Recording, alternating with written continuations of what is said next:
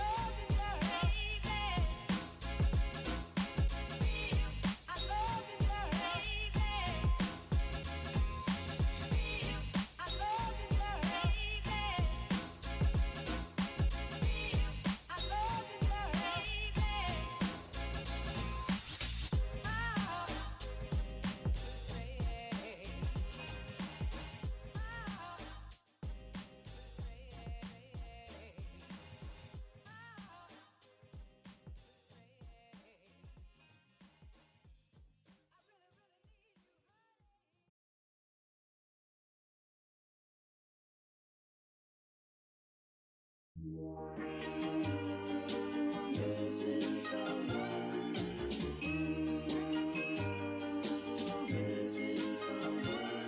Missing someone. Love with all your heart. Missing someone. Love with heart. How much you miss it. And you miss it. And you miss it. And you miss it. And you did right from the start.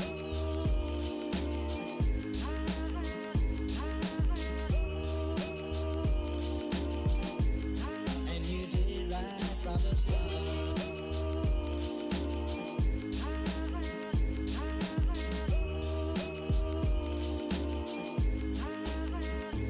Missing someone is as normal. Missing someone and missing someone is as normal. Missing someone.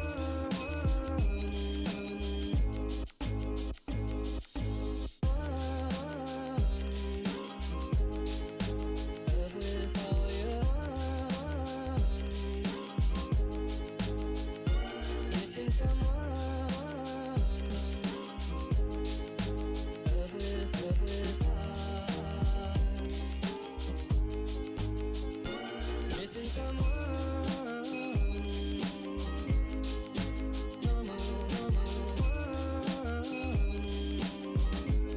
I am sad and so lonely.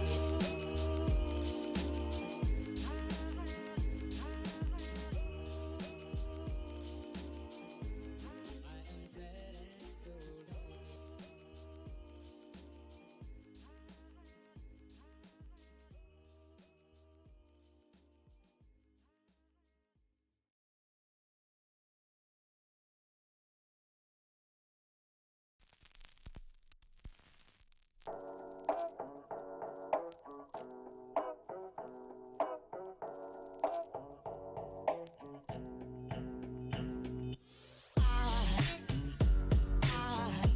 There goes a sight from my soul.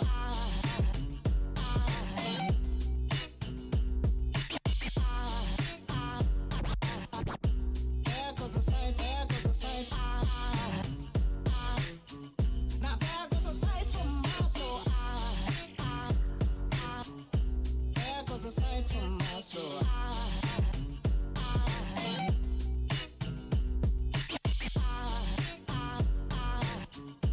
There goes a sight, there goes a sight. There goes a sight from my soul. I think a fall angel just walked by. I think a fall angel just walked by. I think a fall angel just walked by. I think a fall angel just walked by.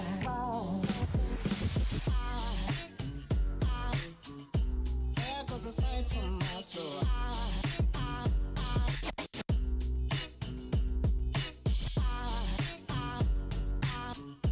There goes a sight, there goes a sight.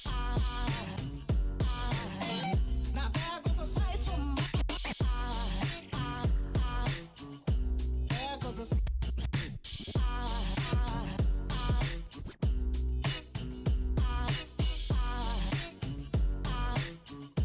There goes a sight, there goes a sight.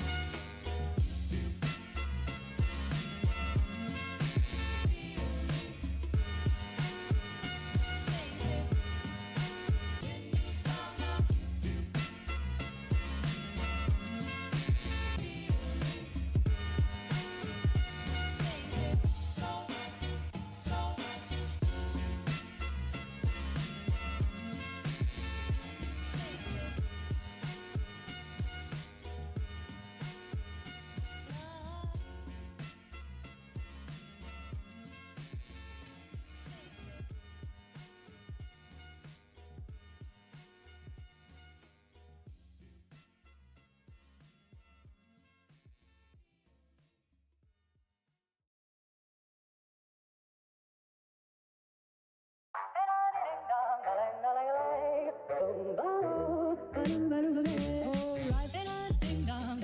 If I could take you up in boom boom boom boom, tell me I'm the only one that you love. Life could be a dream, sweetheart. Life could be a dream. Ain't a ding dong. Plans would come true. Ain't a ding dong. My whole life loving you. Life could be a dream, sweetheart. Hello, hello again. Shaboom and hoping we meet again. Oh, life ain't a ding dong. A-lang, a-lang, a-lang. Boom, ba-do, ba-do, ba-do, ba-do. Ain't a ding dong. A-lang, a-lang, a-lang. Boom, ba-do, ba-do, ba-do, ba-do. Oh, life ain't a ding dong. If I could take you up in boom, boom, boom, boom, tell me I'm the only one that you love. Life could be a dream, sweetheart. Hello, hello again. Shaboom and hoping we'll meet again. Oh, life could be a dream. Ain't a ding dong. Plans would come true. Ain't a ding dong. My whole life loving you. Life could be a dream, sweetheart.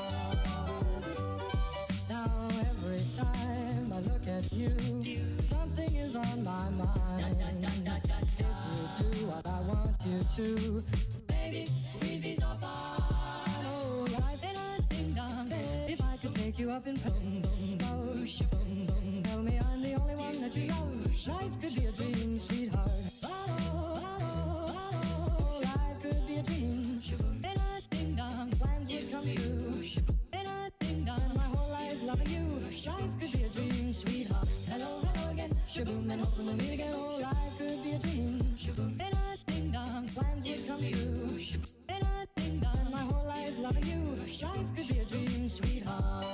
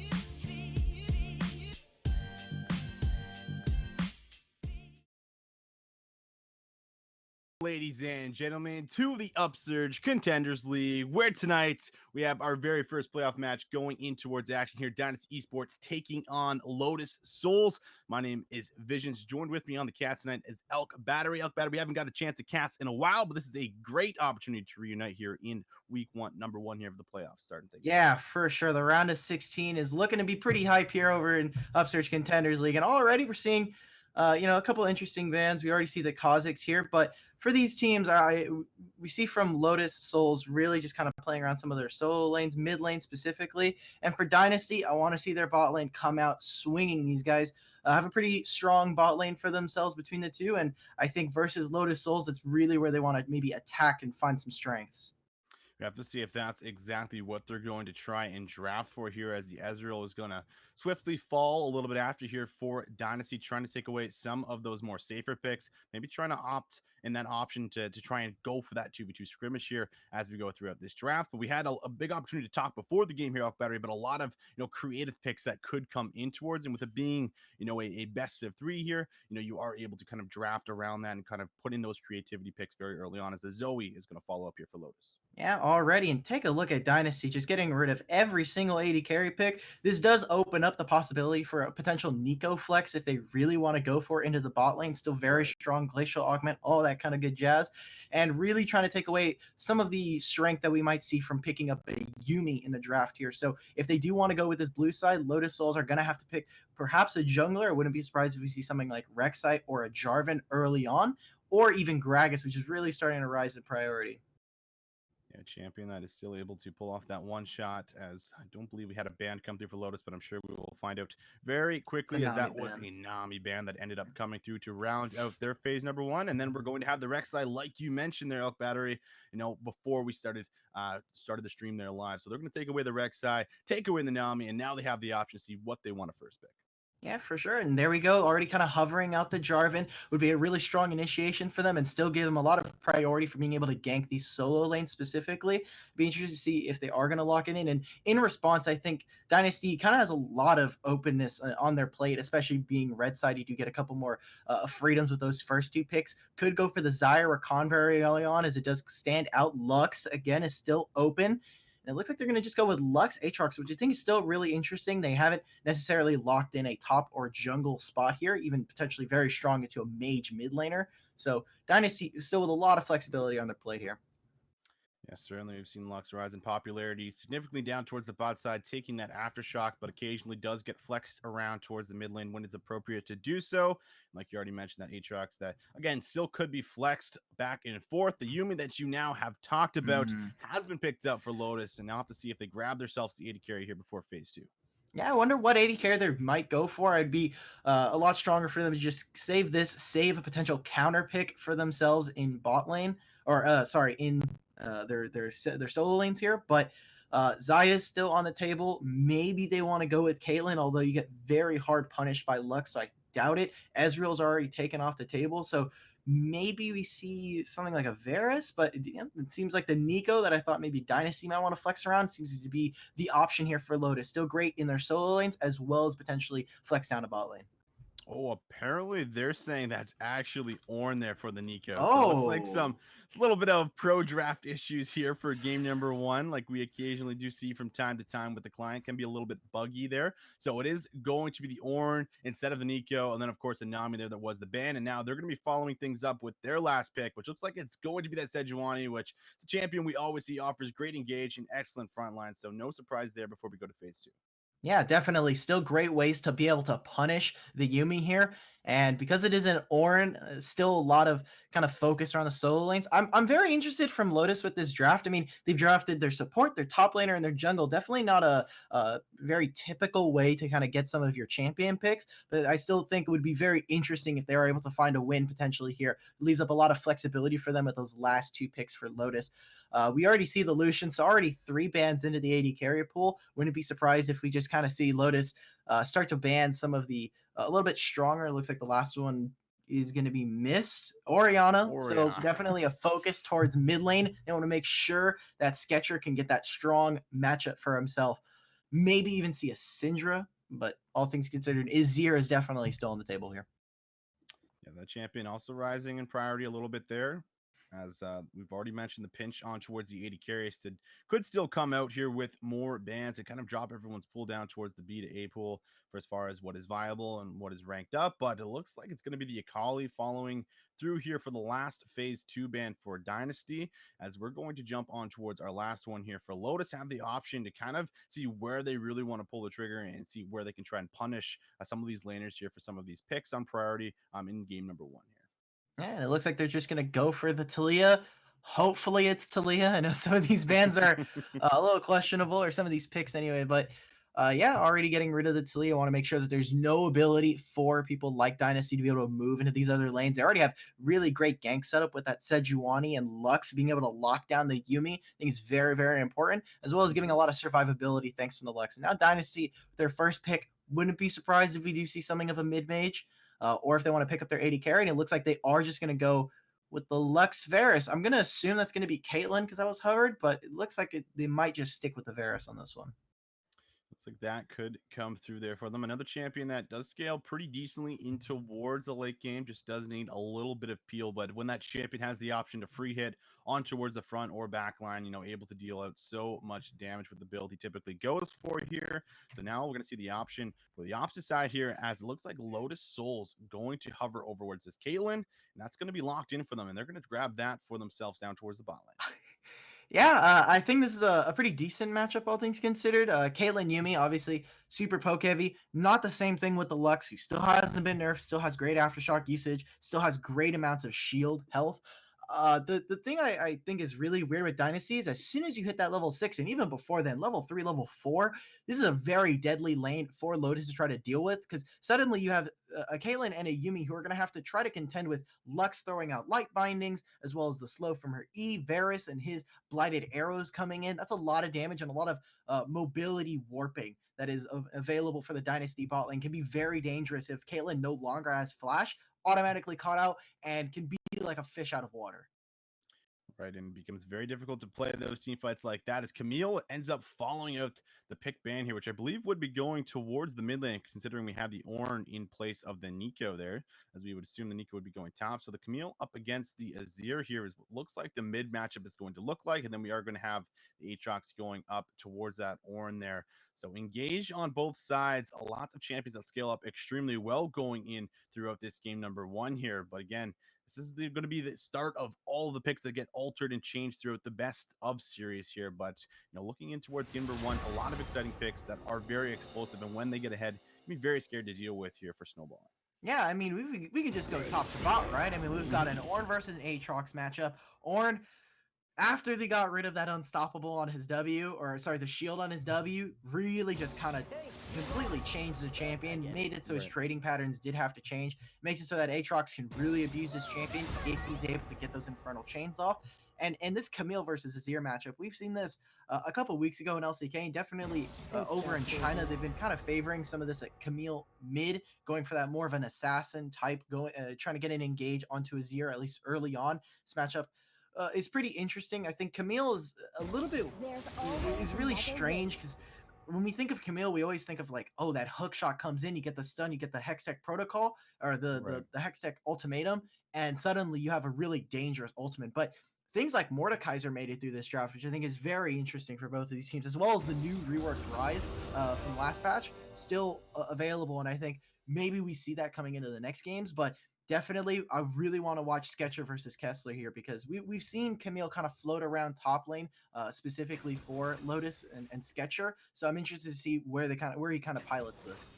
Yeah, certainly lots of eyes on him to see if he's going to be able to perform on this champion and try and start things off here hot in game number 1 up against a matchup, that does need a little bit of time. The Azir just needs a little bit of time to hit some of those core items before he starts dealing all of that damage there with the lethal tempo they typically go for here, as we're going to be just waiting for all these champions to load in here. But now, as we have a few moments to talk about specific things here, I'm looking on towards this jungle matchup and where they're going to be trying to pressure. Because of the Sejuani, you might see the tax have to come through potentially for the Camille, but it looks like she is going to opt in just for going for that teleport, at least for the time being here. But, looking at someone like Velvet, who is able to make plays and has done throughout the rest of the season. I know I've had a chance to cast over, I believe, at least one of his games, and he has been a playmaker in most of the games that I have watched him for. And once he hits at level 6, I'm definitely going to be keeping eyes on him. But of course, the Jarvan on the opposite side here, Demon Monkey, is able to make those more aggressive plays in the early game, and also has that ability to go for those early cheeses there with the level 2 on the Jarvan. So I have to see exactly where both of these junglers are going to decide to path and what lanes they're going to try and target to see what lanes they can get ahead. Man, Vicious, I couldn't have said it better. You got it right on the money, my man. I like it. Yeah, I mean, Jarvan is going to be really, really hard pressed to try and find a gank early on. Aatrox, as soon as he doesn't have his Umbral Dash, that's a free gank right there. Azir, if you're able to get that shuffle, then sure hell, I mean, that's a free mid gank. You're able to land that. I will kind of be watching Camille on whether or not she's going to go with that cleanse at the last second, or is going to have to pick up some kind of CC removal later on in the game, because you have a Sejuani, you have a Varus and a Lux on the other side, and while yes, you have a lot of squishy members for potentially Camille to try to blow up, as soon as, if there's any kind of fall off for this champion, if they get behind early and suddenly we've got a Varus, Lux, and a Sejuani hunting down a Camille, you're going to be hard pressed to try and get away from any kind of crowd control there. Yeah, you certainly are. There's a lot of CC to be able to chain up and lock down some of these members. So as soon as you find the one, there is a lot that you have to worry about going after.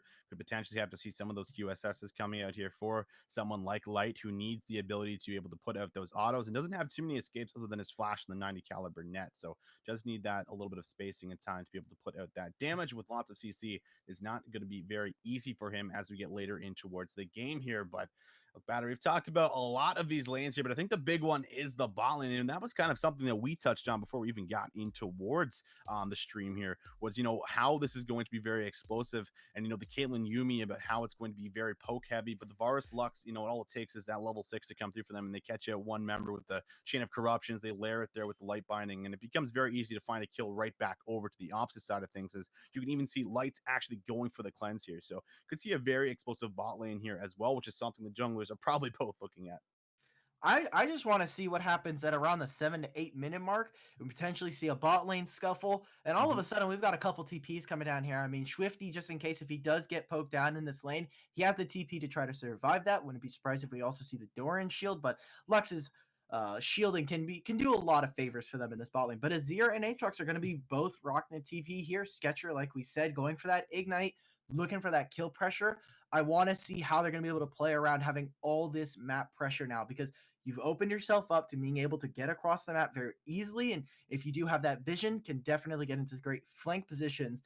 But I really want to see how early utilization of the TP can very much change fights. Maybe we see a bot lane scuffle, and all of a sudden we've got Aatrox, we've got Azir showing up in bot lane, and you can very much turn a fight instantly. I was getting a little bit afraid there for Ratchet taking flash on Yuumi, but the cleanse as well, like you were saying for Caitlyn, will do a lot of favors just trying to dodge and really get out of CC and not lock down her and her partner. Yeah, that's certainly going to be it there. Trying to get the Yuumi out of safety because she doesn't go with the flash. But now, guys, we're just going to give a quick little ad read over towards one of our big sponsors here at Upsurge, and that is Kono. So if you guys are looking to take that game to the next level, it all really starts with your peripherals. Keyboards, keycaps, mice, and more. Our friends at Kono have got you guys covered. Kono works with the world's best designers, inventors, and makers to bring you some of the best gaming peripherals around. Kono has been a huge supporter of us here at Upsurge and have made very generous contributions to our prize pool. So if you guys need a new keyboard or anything for your new setup, we can't recommend anyone better than Kono. For more information, make sure you guys head over towards that store. Check some things out. That's KONO.store. Make sure you guys check them out there if you need anything new. But for now, guys, we're going to get ready to throw it through a short little break so that we can get past the spectator delay. Make sure you guys do not go anywhere. We'll be right back.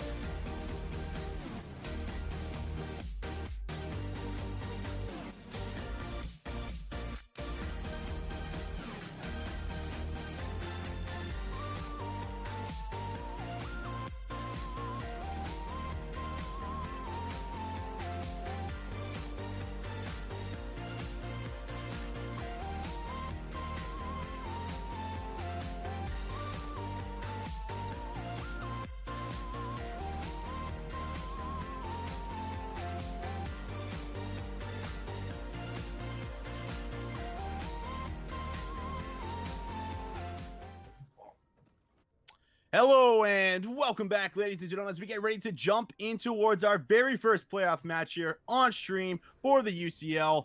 And now we're just going to give a quick breakdown here of both teams. For Dynasty Esports, we got Rat up in towards the top lane. We got Velvet in the jungle. We got Keisler in the mid lane. Then we got Swifty as well as Freezeman down towards the bot side. Yeah, and for Lotus Souls, we've got Abraveris in the top lane, Demon Monkey in the jungle, Sketcher in mid lane, and Light and Ratchet sitting in bot lane. Absolutely, as we saw a little bit of a 5-man stack come out there for Lotus Souls, but they were not able to find anything on towards Velvet because he does have that passive, which means that he does not get slowed down. So they're not able to follow anything up, as we're going to see a few early wards come down there. It's like one on towards the Raptor camp, just trying to get themselves some early vision, have some early ideas of where Demon Monkey's really going to be passing. Just typical 5-man point of scrimmage. I would be interested to see if Velvet goes for some kind of vertical jungling here. He's kind of sitting towards his top side, so he's going to go for red. Possibly goes for a full clear into Krugs on this one, although Sejuani doesn't have such a great time trying to do it. Not the worst at it, but definitely going to have to watch this scene. Probably just going to go red, finish up that entire top side, go for a blue buff, and then potentially start to try to fight for a scuttle, but it looks like they're just going to be on opposite sides. Would be interesting to see if Jarvan tries to wrap around, will not get seen on this ward, which I think is very good from him. Even potentially going for a level 2 here, or just going straight for the blue and trying to sap that away. So great job from Velvet. Yeah, really like the early aggression coming through here. Having a strong idea of where Velvet is actually starting means that he's probably not going to have an idea that he is losing out on his blue right now. So that means that there may not be any kind of a trade on the opposite side of the map there. So Demon Monkey has that opportunity to look for that 3 buff here, as the bot lane is looking to hit that level 2 as fast as possible, get that push in their favor. The Yumi Q, oh, it just feels so good to play against that lane. You know they're having a good time, and now the level 2 is going to zone them away. It's all about that prowling projectile. They're not going to get the level 2 on time, at least for another maybe 10 to 15 seconds here, which really is going to hurt them. Obviously, not being able to get that pretty early. And just take a look at where the junglers are. Just immediately going for vertical jungling. You see a lot of pings, so they have a general idea that, hey, maybe we're possibly going mid here. Certainly, as we are going to see at least the camps be traded back over there. Wolves was not taken, as we see Demon Monkey go towards the mid lane, not able to find the mark on towards the gank here, but he could certainly find the Sejuani in towards his jungle, as she did just take that Gromp away. They're both fairly healthy, so they could see a scrimmage, but the Aatrox does have the priority, which means that he is going to have to wrap around, just go and take the trade on the opposite side of the maps there. But really nice play from Velvet to recognize that he might have been going for that vertical jungling and does not lose out on anything. Yeah, take a look at this. I mean, now it's just kind of like, all right, now we get to both go home and have a little bit of fun here. But vertical jungling seems to have worked pretty decently. Sadly, Light does end up kind of canceling an auto there. But really not too much gain there. They do lose. I think Lotus does lose a lot for jungle, kind of telling maybe where he is, potentially going for that gank onto bot side. Just kind of tend to lose a lot, but he is going to get the scuttle on top side. Interesting enough that he didn't actually end up going for the scuttle bot side. Maybe he's trying to go, he will crest across this mid lane, and we even see bot lane is now getting the push priority here, so we'll have time to get onto the scuttle before Velvet. But being sure to see just exactly what, I mean, we already see like kind of cheating towards that river, so should be potentially 2 scuttles here really early on. Definitely a good thing for Lotus Souls. That certainly is. And Hookshot lands in the mid lane there, looking for that first blood. It's going to force the flash out there from Keisler, so to do a good job of trying to push him back on the Azir. He is going to have to TP back to his lane, and like you said, while that was happening, the double scuttle ends up going over towards Demon Monkey, so able to get himself a slight advantage towards the early game, and it also shows him pretty much exactly where the Sejuani is there, picking that scrawning orb. So everyone having a strong idea of where junglers are on towards the map here. No first blood coming in just yet, but lots of pressure towards his mid lane, and the Jarvan hovering around the mid lane. And as I say that, well, that is the first blood coming down with the Peacemaker, and now we have a flash actually starting to turn up there, but a nice shuffle is going to get Kessler out of harm's way. But there's your first one on the bot side there, Battery. Yeah, that's not what you want to see. And earlier we had seen a lot of poke coming out from Light and Ratchet as the Jarvan was going for that bot lane priority. Velvet potentially going in on this.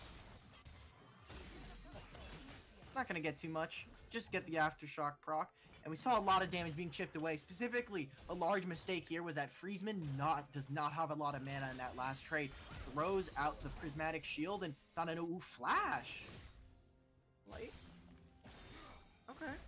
Yeah, a little flash coming through there. Everyone's getting a little antsy as we hit this 4 to 5 minute mark, looking to see if they can really find some of those kills or make sure they do not give over anything for free here. So that's just going to be the flash from Light. And while that's happening, also up towards the top side there, we do see a pretty big CS lead starting to amount in favor of the Aatrox, slowly but surely building that up for himself, pushing the Ornn under the tower here constantly. And that's exactly what we expected. We even see a lane gank coming through and towards the top of here. Velvet trying to either look for a counter gank or seeing if you can maybe catch the Ornn walking up just a little bit too far. Yeah, would be surprised to see if Abavaris has to blow the flash here. There's no level 6 here for Velvet, so he's just kind of soaking, looking for something. It's going to be the flash for flash there, so such one is going to be able to trade that. It's probably not the worst, considering the Aatrox is having the advantage up towards the top side right now, just adding that additional pressure here. But down towards the bot side, Freezeman has to flash the flag and drag rather. The exhaust is down, looking for that kill. Peacemaker finds another one, looking for a little bit more damage, but they're not going to find enough to take down the 80 carry here for Dynasty, but they are going to get away with one. Yeah, that was still a great job, just trying to abuse the Lux immobility. Look at Velvet right now. This man trying to go for the cheeky turret dive. Call the Forge God now here to clear the wave. Yeah, I'm now looking for this, and that's going to be beautifully done there. Able to use the aggro, as we even see Sketcher in a little bit of trouble, but able to hook shot away. But the dive in the top side, they get the flash, they play patient, and then they're able to get themselves another one there. So that's going to be a kill over towards Rat in the top side. Yeah, very, very close, however. Rat having to blow the flash there is a little bit unlucky, but do end up getting the kill, get a turret plate for his troubles. You know, now just having to trade some summoners. Potentially Rat doesn't go down here, but I like this adaptation coming out from the Ornn, picking up the Bomby Cinder, just sitting there trying to deal, or to try to at least match some of the wave clear here from the Aatrox. Already some early aggression. Yes, they're able to pick up a kill on the Ornn, but a Cloud Drake going over early, cycling it so they can get a Mountain Drake in about 4 minutes. Definitely looking really good for Lotus Souls, especially their bot lane. Light has been looking absolutely fantastic. Has been taking advantage of this lane, having to use the cleanse, but the final chapter is going to come down there and see if they can connect on anything, but not able to get it away with anything just yet. Just some trading of ultimates overall, but like you said, the 2-0 lead already sitting on top of Light, being very healthy, being very aggressive in towards his bot lane and trying to chip away at some of those turret platings here before they lose it. But before that happens, he is going to opt in for that reset, try to get himself back. Level 6 just came through for Demon Monkey, so now he is even more of a threat, especially for this bot lane that has no summoners. Really would love Demon Monkey to come down towards his bot side, but instead he's going to move on towards Rat on the top side. They're able to find the flag and drag. No ultimate, no flashes available. He is simply trying to find the 1v2 outplay. Cataclysm comes down. He's able to eat out, but it does not matter in the end, as that will be a kill going over towards the Ornn on the top side. Yeah, Demon Monkey with a pretty great gank there. I was really, really clean, saving the E in case, or waiting at least for the Umbral dash, and just really beautiful timing right there. Has to use the Cataclysm, but still securing a kill for his top laner in return. 0-0-2 doing really well for himself, and just look at the bot vision that they have for themselves. Demon Monkey and Lotus Souls team, just look at the, I mean, they do have 2 pinks, or 2 controls sitting in that river, just dominating a lot of the vision. So if Sketcher does run out of vision, wait a minute now, Yumi. Yep, that's going to be a little bit of trouble there. Now Light is going to try and guide his support out to safety. Slow is going to hit, but instead you might have to take too big of effect. Now the flank in the backside there, no Cataclysm available. The damage is down, but already Shrifty able to connect with one. Light trying to kite out this 2v3 here with his support, but forced away. Now on towards his ear. Kessler in some trouble, tries to take the blast kill, but Sketcher is going to clean him up before he does so, as we have a 1-for-1 across the map. Maybe looking for another one, but Light not able to find him with the ace in the hole. However, the TP has come down. Surely should be a kill. Velvet in a very tough situation. You got nowhere to go. Hook shot coming down. Shot will secure it, and that means Light will pick up his third. How did Light pick that up? That was such a long Ace time. in the hole, I think. Ace in the hole, I believe. That was so long, but still, being able to pick up another kill, Light doing really well for himself. That was just a really poor timed gank right there. You obviously have the True Ice Ebola coming out from Velvet, but Swifty does not have Chains of Corruption, and Freezeman's not even level 6 at that point, so that was just a really rough time to gank, and I love this from Demon Monkey. He's going to get caught out on the E there, so it will see him, but so far, I mean, Lotus Souls bot lane has been playing really fantastically so far. I mean, bot lane being able to escape a 3 versus 2, specifically with the Yuumi and Caitlyn with no flash up at that point. That was really well timed. And even we saw Abaveris on the orange just roams down bot lane trying to maybe pick up something onto the overextended Sejuani, who's just behind enemy lines. Yeah, doing an excellent job here, trying to maintain that lead, build themselves up as the final chapter comes through again. That's going to be the stopwatch from the Lux. That's Swifty trying to find those. Oh no. But it's going to be the flash forced out there from White as they're going to again trade summoners and trade ultimates. Now that might actually force the back out here from Dynasty Esports. Got the ace in the hole. Right, but play towards the mid lane there. Glacier Prison able to land there. Now we're going to see a hook shot able to get Sketcher to safety here. But Lights is going to get shut down with the snipe there. Piercing Arrow able to find him. Now that is going to be a big shutdown going over towards Swiftler down towards the bot side there. Yeah, that was a nice job from Swifty, being able to pick up that kill in return. He gets 600 gold. And I swear, these bot laners have been playing with double buffs the entire game at this point, right? I mean, we have Light sitting with double buffs. We've got Swifty, who just got a refreshed double buff right there for him. So exactly, this is like the most extended jungle pathing I've ever seen. Sketcher now. Oh, he's not able to get the Hextech ultimatum to just try to jump over the Emperor's Divide right there. Would have been absolutely beautiful, but I love this attention coming out from both junglers, specifically Demon Monkey now mid lane. We even see that Abaveris is starting to roam down. That you have the Scuttle right there, and they're just going to try and clear out some vision. So what I want to see from Dynasty is make sure that Kessler is set up. I mean, Kessler's sitting on 20. He did get that solo death. Oh no. He's in some trouble, and just like that, Sketcher's able to slam and take him down. Another gank comes through towards the mid lane with no ultimate available. It means he is locked down with that ultimate there from Camille, and now that's going to be the second kill going over towards Sketcher. Would that be considered a curse right there? I'm just talking about how Kessler potentially be one of the reasons that they can play this game. And suddenly, it's just a pretty great engagement all around. Get onto Velvet. Look how much damage his Camille does. Yeah, Demon Monkey goes and forces the flash there from Sejuani. Now we are going to see Light in some trouble. The Piercing Arrow finds him again for a second death here in the last couple of minutes. Ratchet got nowhere to go, no one to jump to, which means that there surely should be another kill, but Kessler's going to grab that for himself and grabs himself the first of the game. We still have a few members, though, trapped in the jungle, looking for some aggressive plays. Freezeman in some trouble. He gets taken down, but it is a trade as Sketcher is going to find another one here as we have an overall 3 for 2 towards the bot side.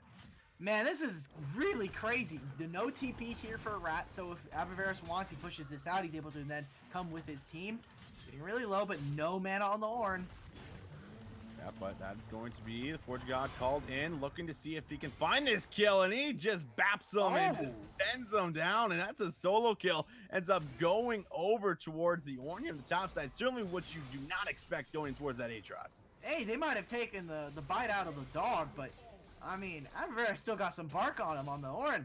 Being able to pick up the solo kill there, and so far this is starting to look a lot more competitive than it has in the last 5 minutes alone here. 4 dynasties are starting to come online a little bit. Specifically, Swifty is finding a lot of kills on the Light. That means there's a lot of gold lost for him. Originally, we were sitting at about an 1,000, maybe 2,000 gold lead right now from the bot lane, and now it's all even up. About 60 down for Swifty, but looking really good for him so far. He's able to now early spike. He does have his Bork. Not going for that Rage Blade first here. And specifically, I mean, Kessler is really going to have to pick up a couple more kills and definitely start to show up against Camille. Because Camille is doing a hell of a lot of damage on Donkey. Yeah, and Kessler tries to shuffle over the wall, but does not make it. Now the flash coming through, but Velvet looking to respond. Kessler is able to get himself to safety. Now Demon Monkey's in trouble. He might have bitten off more than he could chew. He goes over the wall again, finds that Cataclysm, and ends up finding the kill, but it is at the cost of his life. He goes down to Swifty. Now we see Velvet in some trouble of his own. That will be a lot of lockdown, shutdown going through as the final chapter is going to be in towards the river, but not able to lock anyone up. And now it's going to be the TP, but no ultimates available from the Ornn, which means that it looks like everyone will just go their separate ways, disengage, as we have a 2 for 1 going over towards Dynasty. Sadly, Kessler just overextends. He already used his flash, he already used his E, so he's not able to escape. Now, this mid lane needs to be very careful. Swifty does not have Chain of Corruption to try to punish for this, and while Ratchet doesn't have his final chapter, the Prowling Projectile slow is pretty intense early on, so still looking a little bit dangerous here, but Dynasty are certainly making a name for themselves coming back into this game. Doesn't land here. The Piltover Peacemaker. Ace in the hole does come out. If that lands, maybe we see that the Lux does go down, but still looking very strong here. They've already set themselves up now to come bot lane. Lux just had to go for a back, and Skechers now also rotating, so this should be a Mountain Drake. Look at this, Caitlyn's just firing over the wall. She's able to take Dragon and help without really endangering herself, even with her flash down for the next couple seconds. Skechers showing a lot of respect for a Camille that doesn't have flash and definitely doesn't have hook shot, which I think is pretty interesting. Yeah, doesn't even have that Triforce just yet, so maybe not as big of a threat as she can be, as these next few minutes are going to go down. And once that Triforce is completed, that is certainly one of the big power spikes that champion does hit and does become a lot scarier to deal with here, as we are going to see a little bit of a setup come through down towards the bot side. And now Ratchet, you are locked down and you are going to be taken out. Swift able to get his 6 after recovering from a very difficult lane, coming back strong with some shutdown gold over his head. I mean, you even use the exhaust really, really late there, and I love this from Velvet, just sitting here waiting to escort the team potentially under turret. Demon Monkey is sitting just out of, or sorry, Sketcher is sitting just out of vision here, essentially looking for an all-in. Does have the flash and the Hextech ultimatum, but there's some really key ultimates here. Swifty has flash, Swifty also has the Chain of Corruption. This should just be a free turret, all things, at least a couple of, or taking a couple notches off the belt here on the turret. And even Kessler now just gets free time in mid, and bot lane's rotating into bot lane, the bot lane's still going bot, which leaves a lot of free time here for Kessler to start knocking down mid turret. It certainly does, but the 1v1 on the top side here, it's going to be a flash out from Rat. He's going to be able to get himself a little bit of a heal. Now looking for some more. Can he get the crits off? Now a return flash, but we're switching over towards the mid lane. Here comes Demon Monkey looking for that kill, but a nice shuffle, but it does not matter. The ignite from Sketcher will secure that for himself as he picks up his 4th. Yeah, that was just beautiful right there. They move over Sketcher again using the ignite. Oh! Yeah, plays toward the bot side. Light flashes forward, looking for that last auto, and he finally finds the shutdown there. They're still looking on towards Freeze Man. The ace in the hole comes down, but it will not find the kill. But again, we have 2 kills now, switching back over towards Lotus Souls as they find some success towards the bot side. Every summoner under the sun here for Destiny gets used. They use the flash. Swifty does have TP when he respawns in 10. There should be a lot of turret health right here. Oh, you don't do that much damage, Lex. It's fine. Getting a couple of okay, Light. Doing a lot of damage, just trying to get something. It should just be the first turret gun over to the side of Lotus Souls. And they're doing well for themselves so far. A little bit of a slip up in the mid 15th minute, but Rat. Yeah, he's in a little bit of a slip up of himself, does not respect where the enemies are, and they just take advantage of that top tower going down. They wait in the brush. You can see the spam pings coming down as well, knowing that they were able to find a successful play there, and that will shut Rat down yet again as he takes his 3rd death. But Sejuani looking to trade out that mid turret. Yeah, if she can find this, she should be able to. This really does open up Kessler now. He has the TP. He can go to these other lanes. Rift Herald is going to be the next objective. We already see both teams are starting to make their way over. Swifty does have the TP, could look to continue pushing out this bot wave. They don't know where the bot lane is right now for the side of Lotus. Yeah, and that's going to be the play there. Able to find a 3-man knockup. The teleport's coming down, looking for the re-engage potentially. Rift Herald is going to reset. Does not look like they're going to opt in for any more fighting just yet here. Looks like a lot of ultimates were used. So everyone's just going to disengage, try and regroup. Looks like the Rift Herald, though, still started up. Looks like Lotus still looking to grab this for themselves. Yeah, there's a couple of ultimates missing now. There's no Bola. There's definitely no Emperor's Divide right there. So should be a free Rift Herald. And really, I think Dynasty does lose out a lot on this. They're trying to get the mid pushing, but it's just equalized. They're not able to get too much. They're letting this top wave stack as well with no one there to catch it, which I think is a big mess up right now. They do have Kessler rotating over now, but we're losing a little bit in tempo. He does have the TP to potentially move over, as does Rat. I already see Sketcher moving over. Looking to start moving around the map, grabbing these outers as Rat's going to opt in for a fight with Sketcher, but he has the Triforce completed here. Means that he certainly could look for this, but Rat trying to just disengage and trying to buy himself some time. Hookshot comes out, but it does not find the mark. Now the World Ender is coming down and crashing on towards Sketcher as he realizes he can no longer take that fight, waiting for that to actually run out, as now all the plays going towards the mid lane here. Lots of member stack. Yeah, as soon as that Infernal Chains is missed, and as soon as Umbral Dash, wouldn't be surprised if we see Sketcher. Yep, there it is. Yeah, right, he goes in again, looking for the 1v1, flashes out the last crit here, Ignite ticking down. Can he find the auto rat? Looking for the outplay, he ends up doing it, and he comes out on top despite being put down on the top side. That's gotta feel good for him. Sketcher really trying to just overestimate the amount of damage, getting very close there. All things considered against Rat, but he's able to find the kill, which definitely hurts Lotus Souls. They're not able to get that push in the bot side. They're just trying to stall, and now Dragon spawning. It is another Cloud Drake, but it should just be a free Cloud Drake, although it looks like Demon Monkeys is going to rescind that back there, potentially looking for a steal here, but they don't have any vision. They don't have mid priority or bot. Should just be given over. Not going to go for a back, which I think is really interesting, considering he's sitting on quite a bit of gold, 2,200. As well as the Rift Herald, you want to be able to make sure that you have utilized most of your gold, as well as also being able to be on the map and utilize that Rift Herald drop. Yeah, certainly that's what it's going to be all about, trying to see where they're going to be able to use that objective to take down another turret here, as they already have themselves two. Both teams currently sitting on two as they look to just clear out some vision, try and grab themselves a little bit of control and information here around the map. The mid lane obviously being one of the big points for both these teams here for as far as where they are positioning themselves here. So lots of vision has been set up as Light looking to press that advantage and use that attack range to start chipping away, but they have to be wary about Velvet here. So you can always pull that trigger, and he is certainly hovering around that bot lane here all the time. I just want to see really where Dynasty is going to be able to take this. They've kind of stabilized a lot of their early losses, and bot lane specifically. Wait a minute.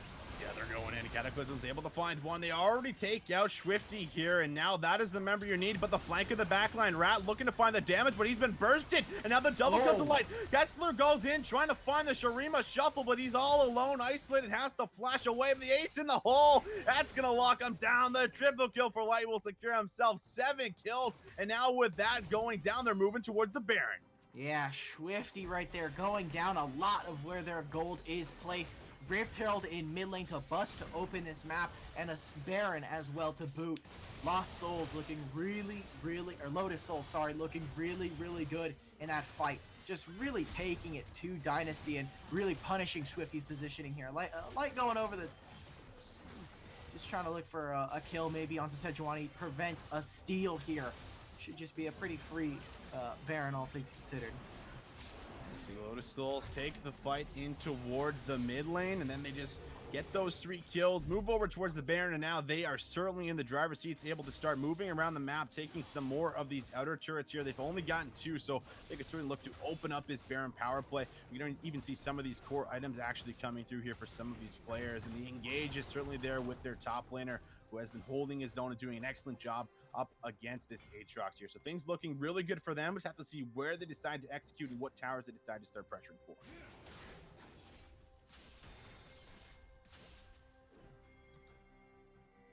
Now it looks like the mid lane here is going to be the first tower that might actually fall. Going to be the projectile coming down, able to find the slow. They just need to find Swifty in a lot of these fights here, then it becomes that much easier. But if he can look for that free hit and just freely put out those autos, that's where things do still get a little bit scary here for Lotus. Yeah, for sure. And really for Dynasty, you have to be very careful of all of Lotus's team. They have such great dive potential here. You've got a Yuumi that can empower them, utilizing that final chapter, as well as a lot of the heal mobility with the prowling projectile. Then you have Demon Monkey and Sketcher looking for all these kinds of dives. Abaveris on the Ornn could really set them up, and now sieging onto the second turret. You're potentially seeing another fight here. Yeah, Final Spark comes down as well as that Glacial Prison, but it looks like going to be able to follow it up. A lot of damage on towards Swifty. This might force them back off to tier 2. While that's happening, Camille's down towards the bot side, looking to see if she can open up turret for herself.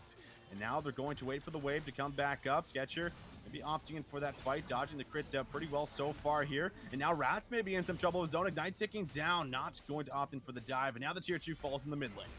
Yeah, and this is just a great transition right now for the side of Lotus Souls. They're able to transition and utilize Caitlyn's power. Oh, there it is, looking onto it. That's a Cataclysm they need on towards the back line. He goes golden for a second. They're stuck in the Cataclysm, nowhere to go, and they're taking them down one by one. 3 fall. Only 2 more members remaining for Dynasty Esports to try and hold on towards game number 1, but they are still sieging and they're looking for the inhibitor. They're stuck a little bit under turret here, but They are able to now siege onto this 20 to 30 second death timers all around for Dynasty, and they've got a huge wave stacking in mid. They've got to be at least a little bit afraid of Rat potentially doing something here by playing so aggressively. Oh, there's the Grid Sketcher, takes down one. The Hextech ultimate comes down onto Rat, and he finds himself the double. Sejuani is coming up here in a second, but they are 5 members strong. The final chapter is coming down. They can add towards their KDA, but they certainly got the game locked up. The Nexus goes down, and that will be Lotus Souls taking your game number 1. Yeah, they got to trade over Sketcher for it, but a deal with the Devil is exactly what Lotus are going to take. They're going to find a pretty convincing game 1 victory. I will say around the 15 to 20 minute mark, it was a little bit, it was looking a little bit worrisome. They were able to pick up a couple of kills on the side of Dynasty, but that was really, really good for them, being able to transition Caitlyn into a lot of that just kind of very, very strong turret take and immediately siege for a lot of objectives. We saw the Baron come out as soon as that fight ends, and then within the next, with that same Baron, end the game.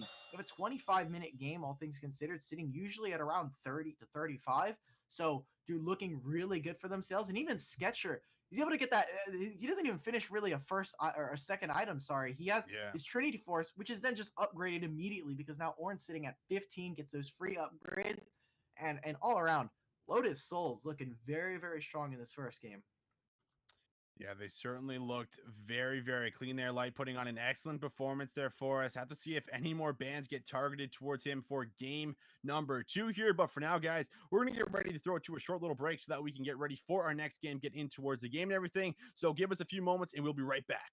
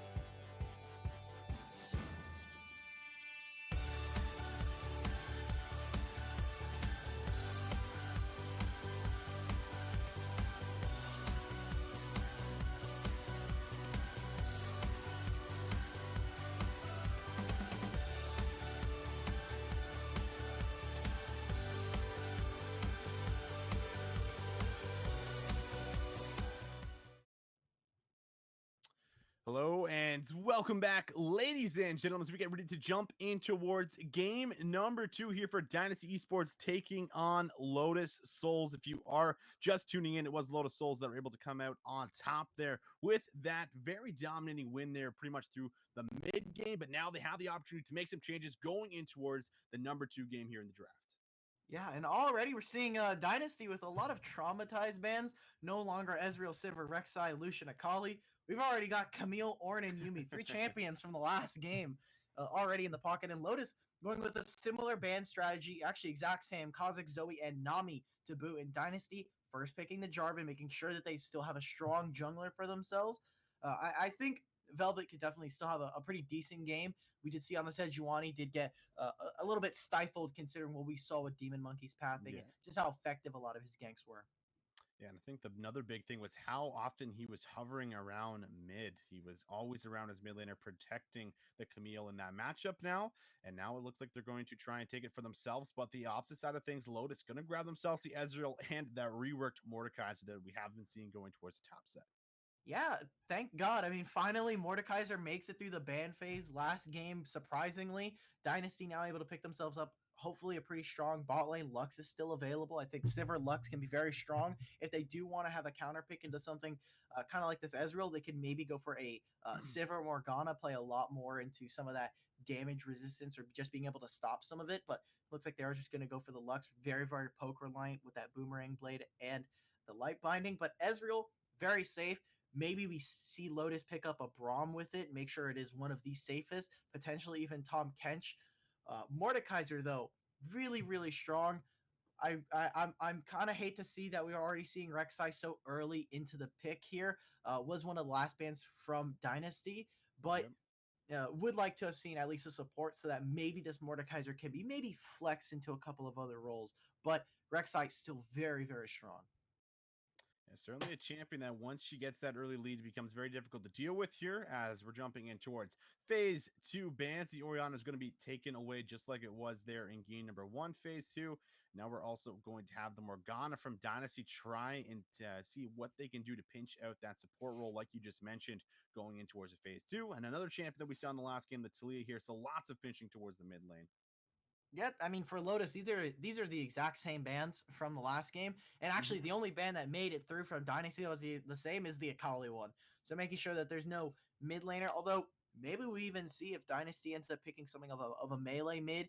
Azir still available for Kessler, although it didn't look amazing. There's still some promising.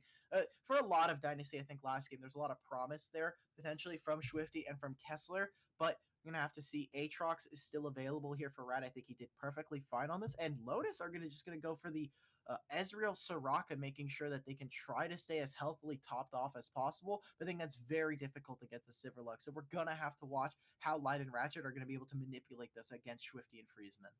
Yeah, that's really going to be the question, right? Soraka, a champion that we don't see too often, and there's lots of CC that's already been drafted here for Dynasty to be able to jump on top of that Soraka, which we'll probably see a lot of priority go over towards her once we get to some of those scrimmages or those team fights. Gangplank actually going to show up here for us for Dynasty, probably going to go up against that top side. They're up against that Mordekaiser. Yeah, definitely a really good matchup here for Gangplank. And even Corki. Corki does have a little bit of a harder time trying to get away from Mordekaiser, who's already on top of him, especially if that Death's Grasp lands. But Lotus, I think, still have set themselves up for some pretty good success. And Dynasty, I'm really liking this draft. Kessler on something like a Corki really opens it up. They are looking for potentially now a Colette here for Lotus Souls. And either of these can be flexed. We've seen people like Doinby pick up the Kled mid and do amazing things with it. Gives them a lot more mobility with that charge, especially with the jousting alongside violent tendencies. It's a very dangerous combo mid lane against a lot of these mid laners, specifically even Corki, who can get away. That jousting will follow you all the way through that package, whether it is just the regular package or the one you get from base. So Lotus Souls definitely have a lot of strengths in their drafts. I really want to see, again, how Demon Monkey's able to play around these solo lanes, because the Rek'Sai, we saw last game, the Jarvan was an absolute terror for Dynasty, and I think Rek'Sai can definitely provide that same strength. Yeah, very, very similar for as far as playstyle. And, the way he, like you just said, he was playing and just playing around the mid lane specifically was one of the big ones there. Constantly applying pressure there for Sketcher to be able to play how he wants, can just kind of go in for any trades, and then he's always there just in case he does break out towards that 2v2. So did an excellent job here. But now this is the opportunity for Dynasty Esports to try and bounce back. They took away a lot of the champions that shut them down in towards the last game, and even picking one of them that was making plays here. So I have to see if they're going to be able to force this game number 3 here, as it is do or die throughout this playoff, to see if they're going to be able to do it. But it's not going to be easy shutting down Demon Monkeys, Rek'Sai, and a lot of these new champions that have been drafted here for phase 2. Yep. Going to be kind of interesting to see, I think, specifically for Dynasty. I think really bot lane was more or less a lot more stable than what we saw in game 1. I think for game 2, really, all eyes are, for me at least, on Kessler. Really needs to kind of show up, because that Azir game was, maybe he was a little bit in terms of draft kind of set up to not do amazingly, but I think that there was definitely some potential there for him. And really, Velvet needs to have an effective gank, because all things considered, I don't think we actually saw a really good gank go off for Dynasty until much later into the game, where maybe we could have considered it maybe a little bit too late. Yeah, I could certainly agree there. It seemed like the damage had already been done, specifically towards that bot side. Light and Ratchet getting the ganks when they needed them, but overall, they were pretty much winning that lane for the most part on their own. And we did see some return fire when they started pressuring under the turret. It's going to be another big one as we watch towards that bot side. They do have a little bit more of a safer lane this time around. We're not going to see, the Caitlyn constantly running with the Yuumi, looking to put out that poke damage, always putting them in kill threat pressure. It's going to be more of trying to still land some poke here and there, but making sure that they don't die towards the Silver Lux lane. That's probably going to be constantly pushing them in here. So certainly going to be a little bit of a different change going into game number 2 here. But again, this is their opportunity to try and bounce back and force this game number 3. If you are Dynasty Esports, you were sitting at 6-1 through the regular season. Lotus Souls in their division, sitting at 5-2. So overall, you're certainly on the paper maybe the favorites for as far as records. But I mean, as far as the matchup goes, Lotus Souls seem to be taking over through the mid game. I have to see if that's going to be shut down here for game number 2. Yeah. Really, I mean, Light and Ratchet have a little bit of an easier time, and it's not as kind of aggressive or dominating as a Caitlyn and a Yuumi this time around. So potentially there is hope there for Dynasty Esports' bot lane to kind of at least breathe just a little bit, right? You don't have a Caitlyn kind of breathing down your neck. You don't have a prowling projectile every 3 seconds coming for you. Hopefully, that is, but the Ezreal can still apply a lot of poke utilizing that arcane shift and the mystic shot there. So we'll have to watch. And definitely the item spikes for this team are a little bit wonky all over the place. Mordekaiser tends to kind of spike on 2, maybe 3 Kled. Once he's able to pick up that Black Cleaver, can start to do a lot more work, especially with that Tiamat and upgraded into either Ravenous or the Titanic. And Ezreal and Soraka as well, right? We've got the 1 and 2 items there really coming online. I'm interested to see what Light tends to go for. Was going for that double crit. We saw Infinity Edge into Essence Reaver. Interested to see if he's just going to go for a Triforce here early on, or if he's just going to go straight for that Iceborne Gauntlet that we typically tend to see now here for Ezreal. Yeah, that's going to have to be the question for as far as what we are going to see.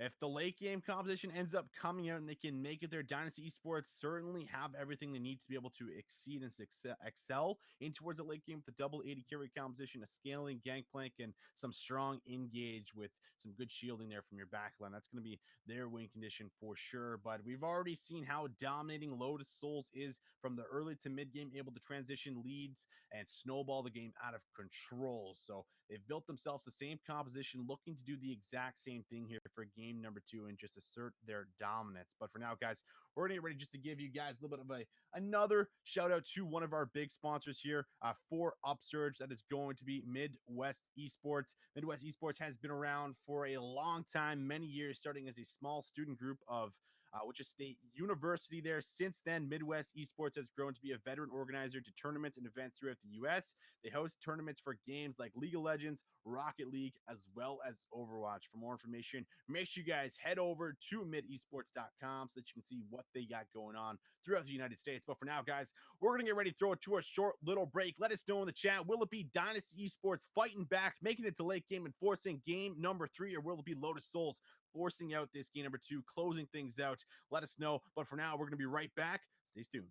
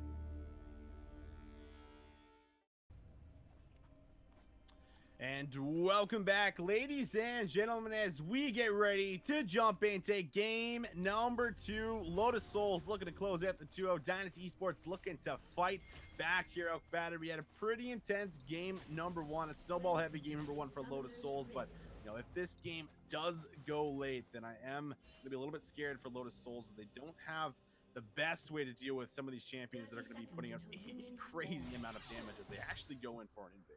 Yeah, they will get spotted here by the Lux, but we have triple TPs again. But now for both teams. So hopefully we won't get anything out of the ordinary. We didn't see it last time. We didn't see too many TPs coming down to the bot side early on. But like you were saying, Dynasty have a lot of late game scaling. They've got the double ADs. They've also got Gangplank, who on level 6, I'm expecting to see that ultimate immediately go, or not immediately, but at least go down bot lane, try to stop this Ezreal. Maybe they look for an engage, especially once you have this Jarvan online. That flag and drag combo becomes very deadly for a no flash Soraka. Yeah, a champion that only has one escape. Very easy to get on top of her when that is down, so you can certainly look for that dog pile as we go out throughout this game here and have to get some skirmishes. It's going to be very key for that position to come through there for Ratchet there. Light on the other hand, obviously very, very safe. As both junglers yet again going to start on the red side for themselves there, so diagonal jungling could break out. Last game we also did see how that transition is, both of them trading up the blues and the crop, so also could happen again here as Ratchet takes a little bit of a tough trade early. Yeah, and this time around, Demon Monkey is not able to avoid the ward because the ward's right on top of the red there. So they do have pretty good information, almost perfect, of where Rek'Sai is falling now.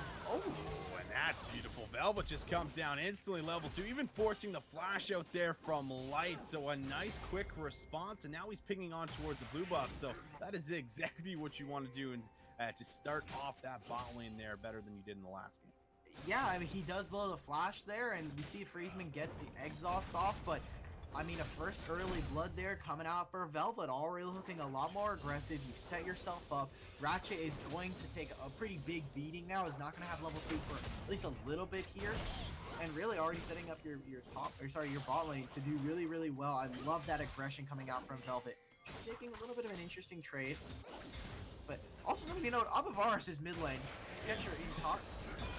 Oh, and now we have the fight breaking out there, flashing forward there, trying to see who will go down first. The shield comes out. Demon Monkey, though, he gets taken down, and now could this be a 2-for-0? It looks like it's going to be a 1-for-1 at the very least, as he's going to be able to get himself out to safety, but that will be explosive play in the mid lane. Yeah, right there. Great job. Able to pick up that kill.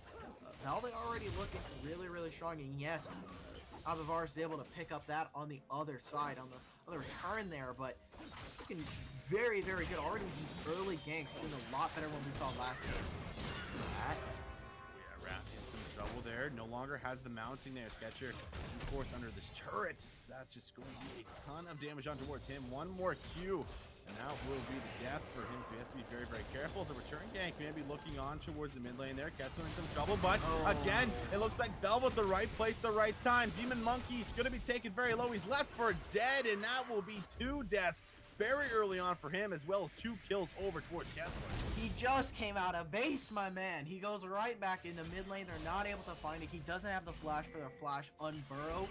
And now Velvet just comes right out of the jungle and almost perfect timing, right? Comes out, gets the kill right there again. We've already set Kessler up for a 2-0 early on. Looking a lot different. And nameplate's off. We would have thought that this was just a repeat of game 1 right here. Demon Monkey on the Jarvan, looking pretty strong, but this time Dynasty, doing really good things. Specifically Velvet definitely having a way better game this time around in game 2. Yeah, putting out the aggression and just being at the right place at the right time there, shutting down Demon Monkey, but not only Demon Monkey, shutting down the Rek'Sai is so key. It's a champion, does not scale very well towards the late game. And if he can't exactly one-shot any one of the squishies there, it's become a little bit useless as the game goes on. Certainly a champion that needs to have some items to be effective there. So overall, really strong play from the 2v2 overall from Kessler and Velvet. Velvet, of course, just being in the right place at the right time here constantly. So overall, great play overall in this game. Yeah, so far, I mean, what I'm really interested in is Lotus have really kind of set themselves up to go a little bit late at the first, get those couple mid-game power spikes with those first 2 items with a lot of their teammates. Demon Monkey's looking to get that Warrior enchant off pretty early. Light is looking to get that Iceborne Gauntlet in that tier, getting to stack up.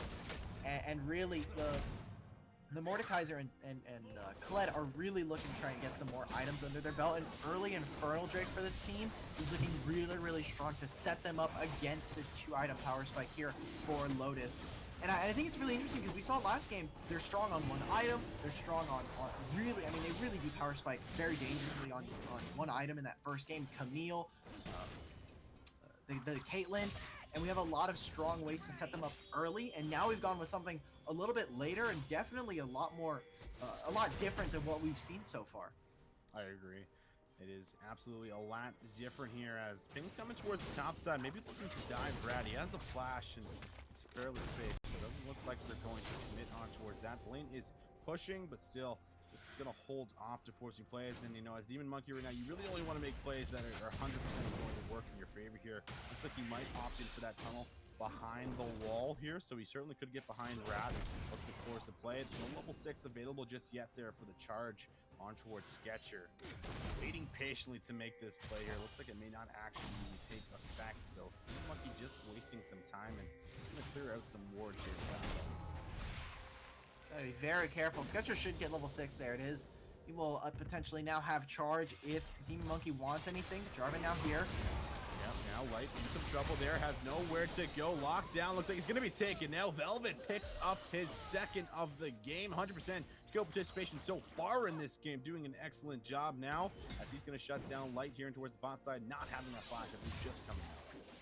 Yeah, right there. That was really, really good from Velvet. Dead again, immediately tries to punish his bot lane. Light, just kind of sitting there, going for a turret dive now. Ratchet, let's have the flash. Does, but not able to use it there. Flag and Drake connects there.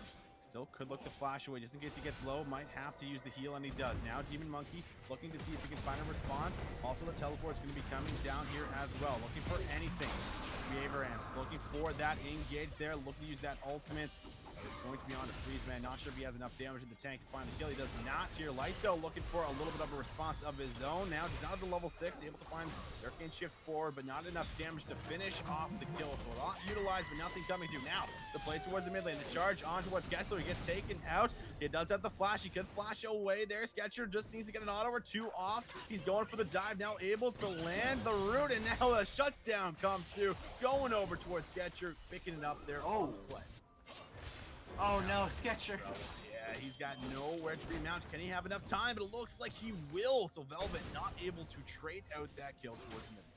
Yeah, doesn't have TP, so a lot of this is going to be going in favor. Despite this, Dynasty is able to trade that mid lane now. I mean, Lotus, Sketcher is able to now pick up a kill for himself. He did kind of not wait a little bit on that. Oh, Freaky just really... Oh, he flashes forward there, Light. He's going to take a turn shot, and he goes down. Now Ratchet has followed his AD carry through. Does have the flash still. Velvet, though, just waiting for the cooldown to come back up. Also, the Cataclysm is going to be coming up very, very soon, trying to kite it away. However, Gessler is here. Should be able to finish off the kill. He's got nowhere to go, as that will be a kill. 3rd kill of the game going over towards Gessler.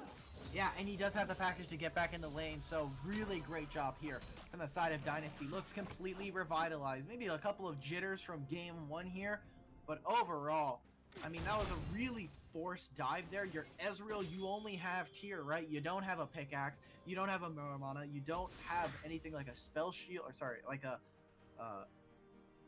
Sheen, sorry, but you don't have any damage. What are you doing? I mean, Light's diving in your turret. Ratchet is then the next target to fall right there. And some of the strong points that we were giving for Lotus are really starting to fall apart. Light and Ratchet not having an amazing game too. Yeah, getting shut down very heavily with the lane change as far as the champions that they are playing here. And now we see a little bit of a scarcity built up there for Swifty. Also has himself closer and closer towards that first item. So having a much cleaner game here and a lot more attention from Velvet are all around the map overall. Doing an excellent job there, almost still having 100 KP. Rat not going to get pulled back there with the Bear Trap. We do have that next dragon here spawning very, very shortly as well, which will be an Air Dragon. So could see another collapse towards that. It's the exact where these junglers are going to keep on pressuring. Yeah, TPs are looking pretty good for both teams right now. Rats is about to come up. Kessler obviously already sitting in mid lane, but is about to come up within the next 30 to 45 seconds. Really, it's kind of looking rough for Lotus. Want to make sure that they are in at least a decent position nearby this dragon. You even see this Velvet already coming back down bot lane, looking for a potential dive under this turret. Just now getting here. Looking for it. The Cataclysm doesn't even have to use it, and they take down Ratchet. Light pretty much zoned away. The wave, though, is thinning out pretty heavily as he's going to use that true shot barrage. They're still looking for turret plating. That was beautiful. I mean, we just saw that that turret juggling right there. The aggro was just being bounced between Freezeman, and he's just sitting there tanking turret, waiting for his team to finish his dive. That should just be a free turret going over. Something on the Rat. Justin coming out. See if we can find that. Bear Trap on the rope. Not there. Pulling back in, and now Rat looking to turn things around as he has the advantage. Here comes Demon Monkey looking to force that play, and now Swifty gonna get taken down, but the spell shield will block out the final spark, and now it's gonna be a shutdown going over towards the Rex side. That will be a trade overall, 2 for 1, and as we're gonna see, Freezeman still hovering around. Kessler trying to get himself away there from the Ezreal, as well as the Soraka does have the flash. Ratchet looking to land that slow. Light looking to find that chase, but will not, as a 2 for 1 will go over towards Lotus Souls. Yeah, great job. Lotus Souls able to pick up something for themselves. Finally, a play goes in their favor. They're able to pick up this Wind Drake now. Looks like we're just going to get a lot of these Cloud Drakes very early on. Next one is just going to be an Ocean Drake, so we're getting the full round out here in game 2, but great job right there. Light and Ratchet able to try to kite this out, and Demon Monkey will have to trade his life. He will have to use the Void Rush to try and get onto Swifty, who almost made it out with that spell shield. Comes out, tries to block, just barely is able to escape. He's not able to make it. It looks like they're just going to trade now on the opposite sides. I love this rotation coming out. Swifty going top lane. They're now able to get priority for this Rift Herald. and set themselves up. We even see Rat rotating over into mid lane to get that push. Love this coming out from Dynasty. Much cleaner play pretty much all around right now. They have about, what, 5.5k gold lead roughly. Our 4.5k math is very difficult, but able to come out on top here into an early game. This is a late game composition here off batter. You know, we already said it. You know, the Rek'Sai needs to excel in the early game. The Ezreal and Soraka, you know, kind of spike towards that mid game once those two items get locked in for light. But things are not going in their favor and just pretty much out pressured all around the map. They have no turrets or any plating that has been taken for themselves here. So certainly in a little bit of a deficit. It's not going to be an easier game from any point here from this time out. Yeah, for sure. Shelly just having a little bit of a dance, but even look at this. Swifty rotates just to try and start getting this push. No one here is really wanting to step up. This should still be a couple of plates going over to whoever's in the area, but they're just trying to stop them from this. And we already see this. Mordekaiser moves over. Corki just kind of gets free push right now. There's 4 people in mid. Sketcher is trying to figure out whether or not they are looking, just trying to make sure he's in position. So right now, it just feels like Lotus are in flux, and Dynasty, when they're not so far behind, we just see it, and like you said, a lot cleaner play. They've already set themselves up for a lot of success. They aren't able to break open in mid on this push, but looking a lot better and definitely making a lot better of decision making so far, 13 minutes in. Yeah, and I think the biggest one is Velvet playing on a much higher level in towards this game. He was shutting down Demon Monkey.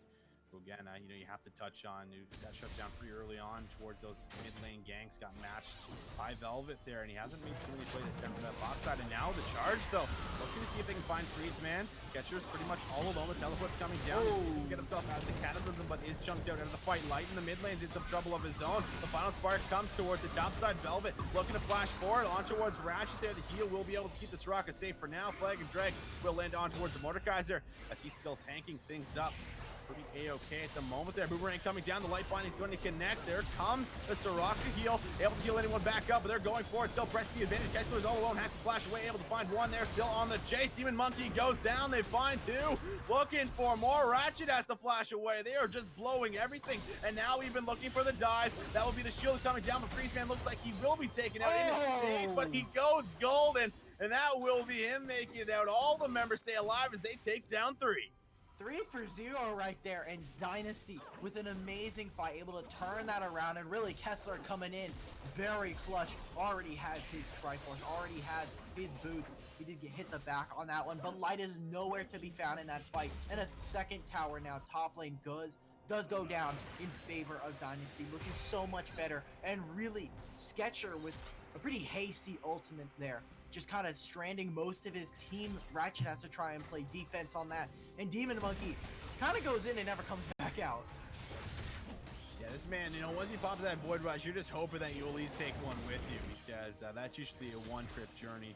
You don't too often make it out of that when you're diving towards some of the backliners there, and he needs to be able to find those executes towards the backliners, right? Oh! He's gonna get chunked very low, not showing very much respect, and he might pay for it, and he does. Gessler says, if you won't Arcane Shift away, I will just run at you, and picks up his 6th of the game, just deleting Light off the Rift. Yeah, Kessler, I mean, he is power spiking really heavily. He's got a BF sword, he's got his Trinity Force, he's got his Sword Pen boots right there, so that's a very scary Corki that now you really have to contend with. On the Hunt gets blown there, maybe trying to be a little bit more preemptive there, but I love this setup from them. They know there's 30 seconds on the Dragon. Engagement on Varus. Varus able to get himself out of harm's way there. Lots of poke on towards him. We do have the Ocean Dragon spawning in just about 20 seconds. Both teams currently have one elemental more than themselves. The Infernal Dragon here for Dynasty is certainly the more favored one, as they're going to be able to grab themselves a mid lane tower here. 3 towers now going down. All the tier 1 have been cleared out, as they are snowballing this lead slowly but surely out of control, and now also looking for this Ocean Dragon. Yeah, exactly. Take a look at this. He just rotates so beautifully. They don't have bots set up quite yet in mid lane. They obviously just took this charge coming in. Yeah, looking for the play here. Velvet's going to be the target, but he's able to flank it Oh. out of harm's way. Now they're going to start up the Ocean Dragon here. This would be a 5-on-5. I don't know if the game is worth potentially losing over one Ocean Dragon, but they certainly are looking like they want it, or they're going to drop some poke down for it. But 4K, Velvet goes in. Cataclysm is going to be used. He's taken low. The Soraka Hero comes down, and that will be the first kill going over towards Dynasty. Looking for a trade now, 1-for-1. Sketcher in some trouble. He's no longer mounted. He queues backwards. Means that Rao will take him out, picking up his second. And with the 2-for-1, Dynasty are going to be able to grab themselves the objective as well, but maybe they're not done. Ratchet just gets deleted. Corky is online, having a much better game here in game number 2. Yeah, for sure, Kessler. Don't do it to man. He's got family. Oh, Demon Monkey, though, he flashes forward there, trying to find a little bit of damage. Uses the Void Rush. Now the shutdown will go over towards Demon Monkey. So the trade for the Ocean Dragon finally able to take that man down, but he's got a lot of gold to spend so we can get back on towards the map. Way more damage than what we just saw.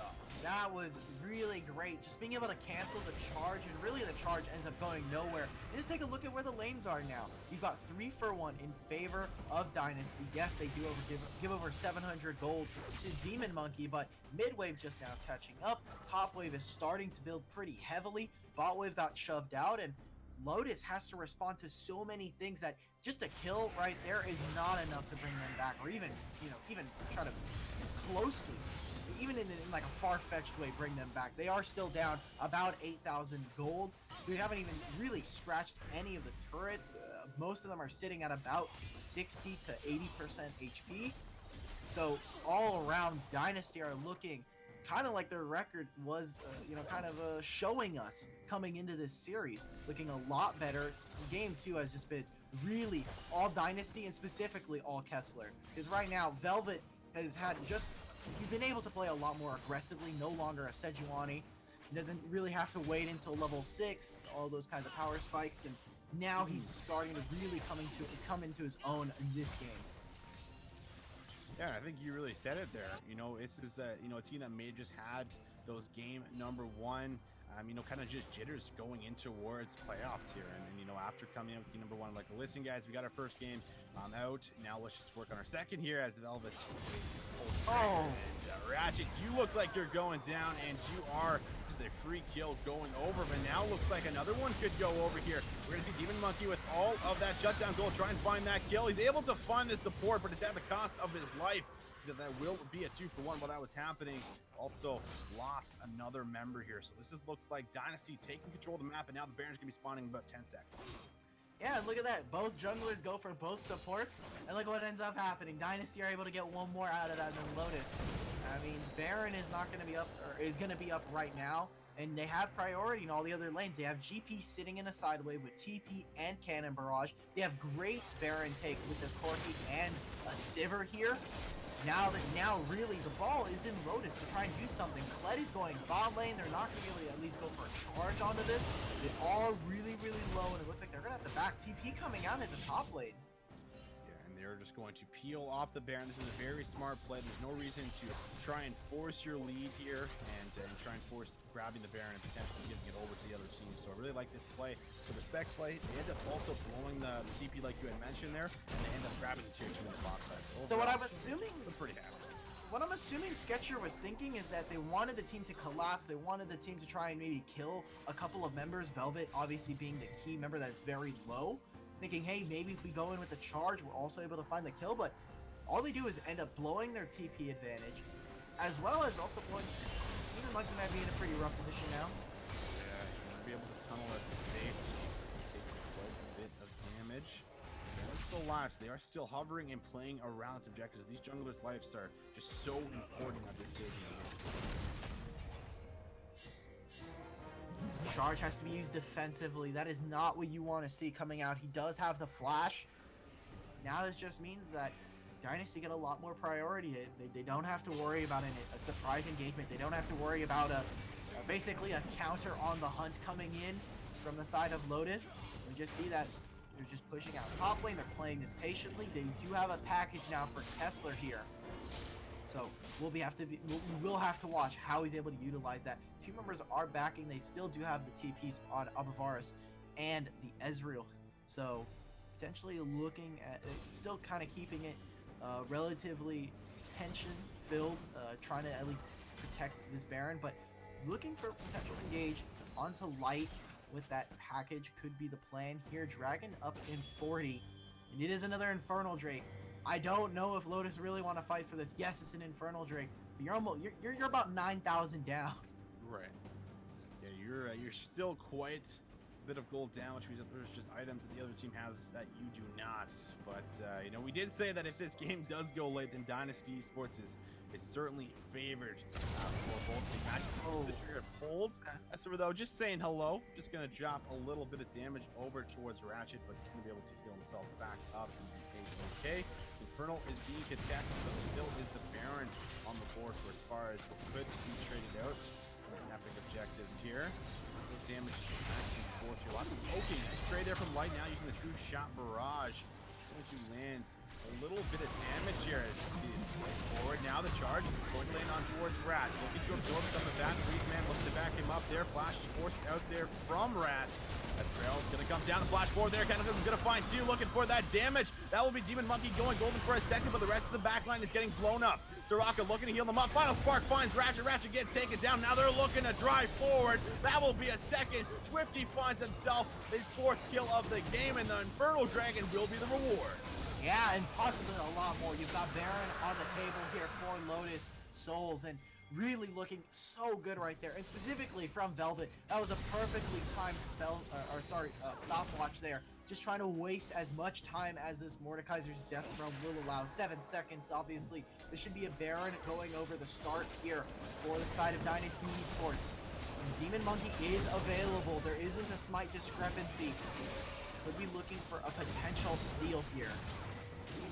Or level 12, so it would almost be worth going for here. If you're Demon Monkey, you feel like you have to almost try to go for this. 2-shot rocket, he goes in a bit early, he gets blown up, and now they should be secured, and it is. Got down to about 200 HP, but Velvet able to grab it for his team there in the end. They get themselves the kill, they get themselves the Baron, and now they are the ones completely in the driver's seats here with a crazy goal lead in this game number 2. They have such great DPS when it comes to trying to take down objectives, and they just immediately stop. They can slow it down to a trickle, so Demon Monkey goes in a little bit way too early there, and ends up giving over his life as well as the Baron. And this gold lead is just solidifying 12,000 now in the favor of Lotus. And at this point, it has to start feeling like you're throwing yourself at a brick wall. Nothing is working.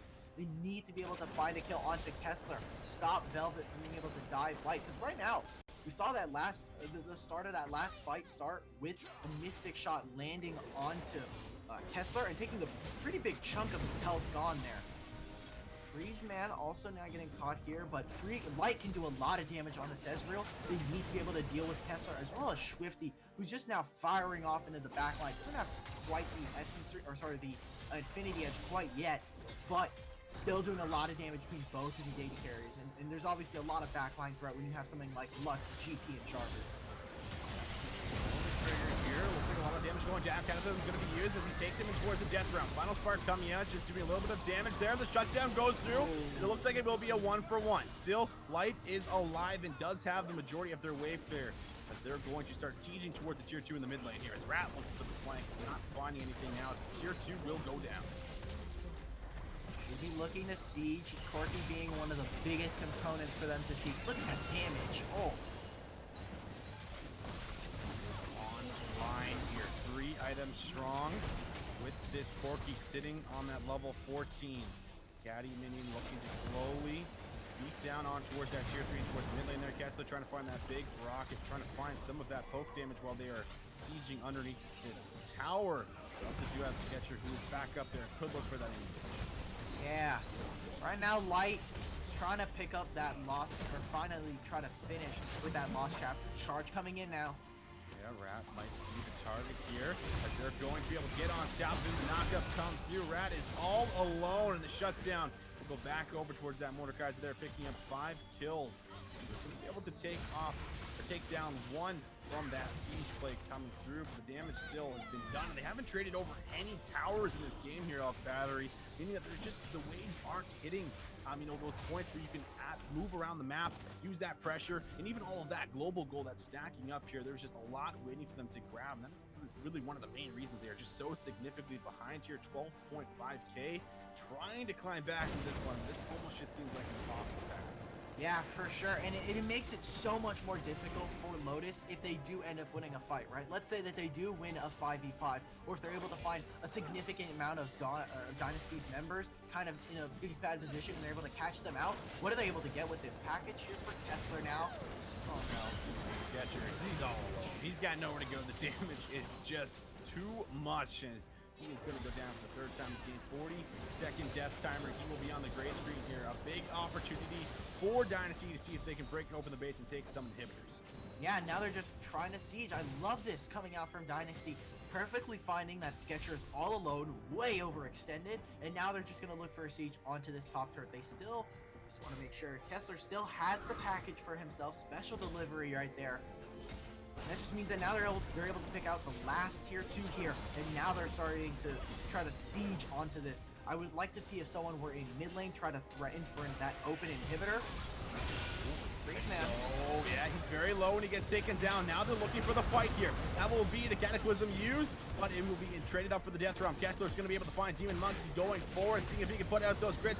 That's going to be so much damage. Swifty is going to find that one on the back end of the boomerang there, but they have taken down 2 members for the side of Lotus Soul. They're still going forward there. Light trying to get himself out. The charge comes to Velvet there, means that he will be popped into the GA. Swifty is the target, but able to use that spell shield very effectively. Pressing forward there, trying to find Light. Light gets taken down. The AD carry has fallen. Now looking for the rest of the members as they just take down one by one. They take down all of them. The ace comes through. Dynasty bounces back in the best of 3. And now Battery, this looks like this should be game number 2 going to them. Yeah, Dynasty with an amazing game right here. Going Velvet completely popping off. It looks like Demon Monkey's going to try one last time to be able to play this game with the shutdown. Able to find the shutdown, but like you said, they play so much better, just on a totally different page here, totally different levels. They take down the Nexus and will advance to that game number 3, bouncing back, looking very fierce. Yeah, and again, what we saw in game 1 was a pretty weak draft in those first early of levels, and they really just allowed Lotus Souls to just completely walk over them in mid lane and in bot lane. There was not a lot of winning lanes at all over there for Dynasty. Now that they've set themselves up, and I think Lotus really dropped the ball on this draft here, kind of playing a lot weaker champions comparatively across the lanes from them. And we just see them just get completely blasted in this game. It did take them 4 extra minutes here for Dynasty in comparison to Lotus, but this was a lot more convincing. No way for Lotus to try and come back, unlike we saw in game 1, where there was at least a little bit of hope there for Dynasty. Yeah, there was maybe a bit of hope, certainly, but in this game, you know, they had the win condition of trying to build themselves up an early lead and try and do exactly what they did in the last game there with that mid-game composition. But, you know, Demon Monkey got shut down very hard. Velvet having an excellent game number 2 here on the Jarvan. Looked like he was a lot more comfortable coming in towards this game number 2 and was able to snowball the right carries. Kessler showing us what he can really do in that mid lane there after having a rough game number 1 there on the Azir. So overall, lots of changes made, but the question is, you know, what changes are we going to see going in towards that game 3 draft? But for now, guys, we're going to get ready to throw it to a short little break so that we can set up the lobby, set up the game. So make sure you guys do not go anywhere. We'll be right back.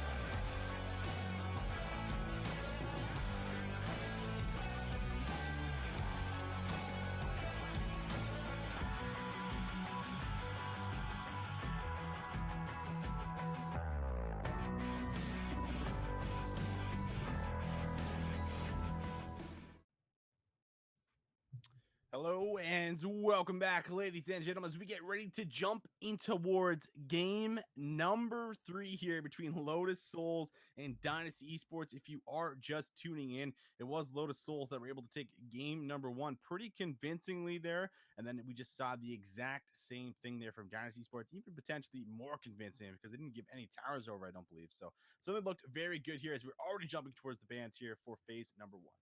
Yeah, really interested to see what just happens. It looks like we already have some adaptation here from the side of Lotus Souls. They're not going to pick, or they're not going to ban out either Talia, or sorry, either the Orianna or the Nami. Now they're just going for a Lux ban here, trying to switch it up. Jarvan, I think, is really interesting from Dynasty, trying to just get rid of it. If they can't first pick it, might as well just put it in the ground. And Sejuani here for Lotus, definitely going to be a different look for the side of Demon Monkeys. You've only seen them on the Jarvan and the Rek'Sai a little bit more aggressively during the season.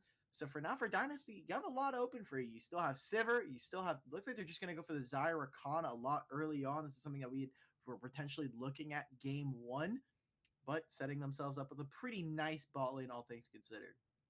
That's always great. Grabbing that duo for yourself, able to pretty much have strong engage as well as another late game scaling 80 carry. And there has been a lot of pressure around this bot lane here for both of these teams, trying to get light ahead, trying to get the opposite 80 carry here ahead, as it looks like they're going to opt in for the same 80 carry here. So Light's going to go back and towards the Ezreal. He was doing very good damage towards the mid game here, and it looks like they're going to pair it with that Morgana.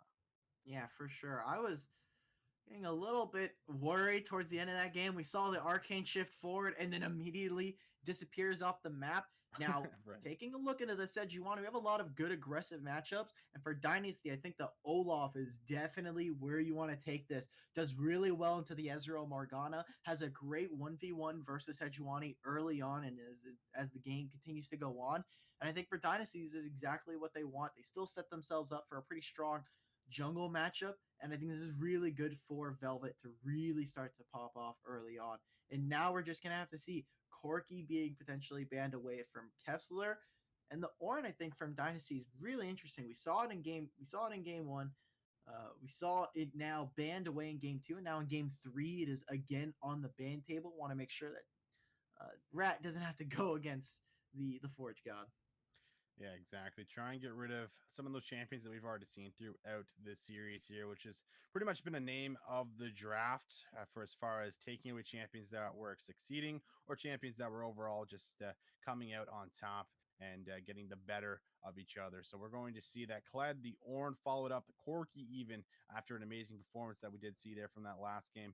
So just trying to do everything they possibly can. And now we're going to see another pinch. That Orianna not letting that through whatsoever here. Lotus not giving Dynasty's mid laner a chance to play that champion. Yeah, no, the Orianna for Kessler would just be too much. This guy's a pretty big beast on the champion, and I'd be really surprised if it did make it through. But for Dynasty now, they've kind of got their pick of the litter. The Nico potentially being hovered here, I think, is really strong. We only saw an accidental pick here on the pro draft for Lotus in that first game, and I think it's still very, very strong, both in mid and top. If they do want to go for the on-hit, really, we've only seen the Glacial Augment really start to resurge as the on-hit's kind of fallen off thanks to some Rage Blade changes. And now we see for Lotus, now they're able to kind of pick their solo lanes here. Mordekaiser could potentially be seen yet again. Wasn't too impressed with it, but definitely I don't think it was a terrible pick for them. Rise, I think, is really being neglected here. And it looks like something that we had seen before in the past, the Urgot here for Abravaza is kind of weird. I was kind of commenting on it. And Aurelia, we talked about it first game. It only took 2 more games here for Lotus to finally pick up this champion. Yeah, this is a champion that, once they get ahead, it is just so difficult to deal with, even despite all the nerfs that have come through over the recent patches here and towards this season. A champion that is still very viable and a playmaker at that. So they're going to add that finally in towards their lineup for game number 3. And that is a champion, Talia, that has been banned away for the past couple games as well. So it looks like that will come through. And as I say that, I bite my tongue. Lissandra will be the matchup going in towards that mid lane there up against the Aurelia. I feel like I'm having flashbacks to like 6 months ago. Lissandra versus Aurelia every matchup. We've got maybe an Azir every now and then. Right. But Lissandra's not someone that we've seen in a couple of patches, aftershock changes, some changes to her passive as well as the mana on her Q, the Ice Shard, really kind of fell Lysandra back, as well as people like Galio. But I mean, this Aurelia matchup into Lysandra is pretty difficult, and I think Aurelia and Urgot into Nico is pretty interesting. I think Aurelia into the Nico would be fine. Urgot's gonna have a little bit of a harder time because Disdain is so short of range, but we're just gonna have to watch to see Dynasty really setting themselves up with a little bit more flexible of a draft. And I think really great engage from the Tangle Barbs comes out. The Glacial Path into that ultimate from Lysandra can be deadly, and you have great team fighting when you have someone like Olaf and Xayah Rakan on your team. Yeah, when you got some playmakers like that that are able to follow up and just absolutely dive on towards your backline, it can be very, very scary here. But if there is something that is kind of just hovering around for me for as far as what I'm thinking about, it's got to be Demon Monkey here. For this side of Lotus Souls, this man had a pretty strong performance on the Jarvan in game number 1, but faltered in game number 2. Almost as if they figured out the pathing. The Rex side just did not work out very well for him here. And now he's on a champion that he doesn't traditionally play. He's much more of an aggressive jungler throughout the season. And now everything is on the line. He's on a Sejuani, and he's going up against an Olaf who has a lot more pressure than him in towards the early game. So it's going to be very interesting to see if he's going to be able to kind of mentally reset and still be as effective as he was in game number 1. Yeah, we saw in the past 2 games that it's really just been who's able to get the first effective gank off, and how does that momentum start to transfer into your other lanes? Where does that confidence go? Because we saw in game 1, Lotus just completely runs over Dynasty. Velvet just completely falls apart. And now in game 2, or we saw back in game 2 now, Velvet comes in with the Jarvan, is getting the level 2 ganks. He's able to evade. He's able to go into mid lane. Everything. This guy's doing absolutely the most. And now in game 3, kind of falling back into a Sejuani, I think is a different look for Demon Monkey, but you still have a lot of success. You have a lot tankier of a team. I think that this is definitely going to not look as bad if they do fall behind for Lotus, but they're not going to have that same damage potential as they do. Ezreal and Morgana, I think, just means that Light can play a lot more aggressively without getting poked out, and still has a really great matchup into something like the Nico and the Lysandra Rakan. Yeah, certainly. It's going to be, a very interesting bot lane here at that, because this is just where a lot of the explosions have been happening for as far as, who comes out on top. It seems like the winning bot lane is really the lane, or really the team rather, that is able to actually come out and eventually snowball that in towards the win. And even last game where we saw a late game kind of draft come through there for Dynasty Esports, they're still able to make proactive plays in the other game, still able to take themselves the first dragon, which is certainly something we didn't expect for as far as going up against a Rek'Sai, a Kled, champions that are able to more or less kind of have that early pressure here. So overall, these are 2 teams that seem to be evenly matched for the most part, but whoever gets the lead seems to be able to just kind of explode that in towards the mid game, and from there it just seems to almost get out of control for the most part. So this is their opportunity to see if who will be able to actually grab those early game leads, who will be able to grab and grip the control of the game to do exactly what we've seen in game number 1 and game number 2. Yeah, and I think Sketcher probably has to have a better game. Really, we've seen both of these mid laners kind of duck and weave and kind of have some highs and some lows so far in the series. Game 1, obviously, Sketcher on the Camille was really tearing it up, and Kessler now in that game 2, Corki was really insane. So now we see a little bit of more of an even matchup. Aurelia is going to have a little bit of a harder time trying to get onto Lysandra if she is going to go for that aftershock. And really that Ring of Frost as well becomes a little bit problematic to deal with.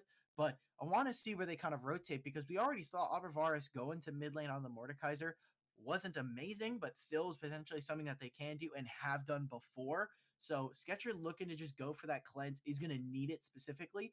And I think one way, kind of like a keystone for this game, is going to be how well is Velvet performing. Yes, we've already seen him perform aggressively, but if this Olaf can't dive under turret and try to kill a Morgana while he has his Ragnarok on, if he's not able to kill a Sejuani or someone like Aurelia, it really spells difficulty and kind of doom for Dynasty if they're not able to get this Olaf and the ball rolling for them. Yeah, another champion very similar to Rex needs those early items, needs some of that advantages in the early game to really kind of excel that champion to its full potential. So certainly agree with you there. Have to see if that's really what's going to break out for us here, as we have broken down all of these compositions for you guys. I've given you guys what we think is going to be a priority going in towards this game. This game number 3 to see who is going to be able to advance and actually move on towards the next phase here. That is what the question is going to be. But for now, guys, we're going to give you guys a quick little shout out to another one of our open qualifiers that is going to be happening here on August 3rd and the 4th. Upsurge Esports is giving everyone, experienced or not, the chance to compete for a prize pool of $3,000, as well as an opportunity to qualify for the Riot Games LCS Scouting Ground qualifiers there. This is a 2-day tournament.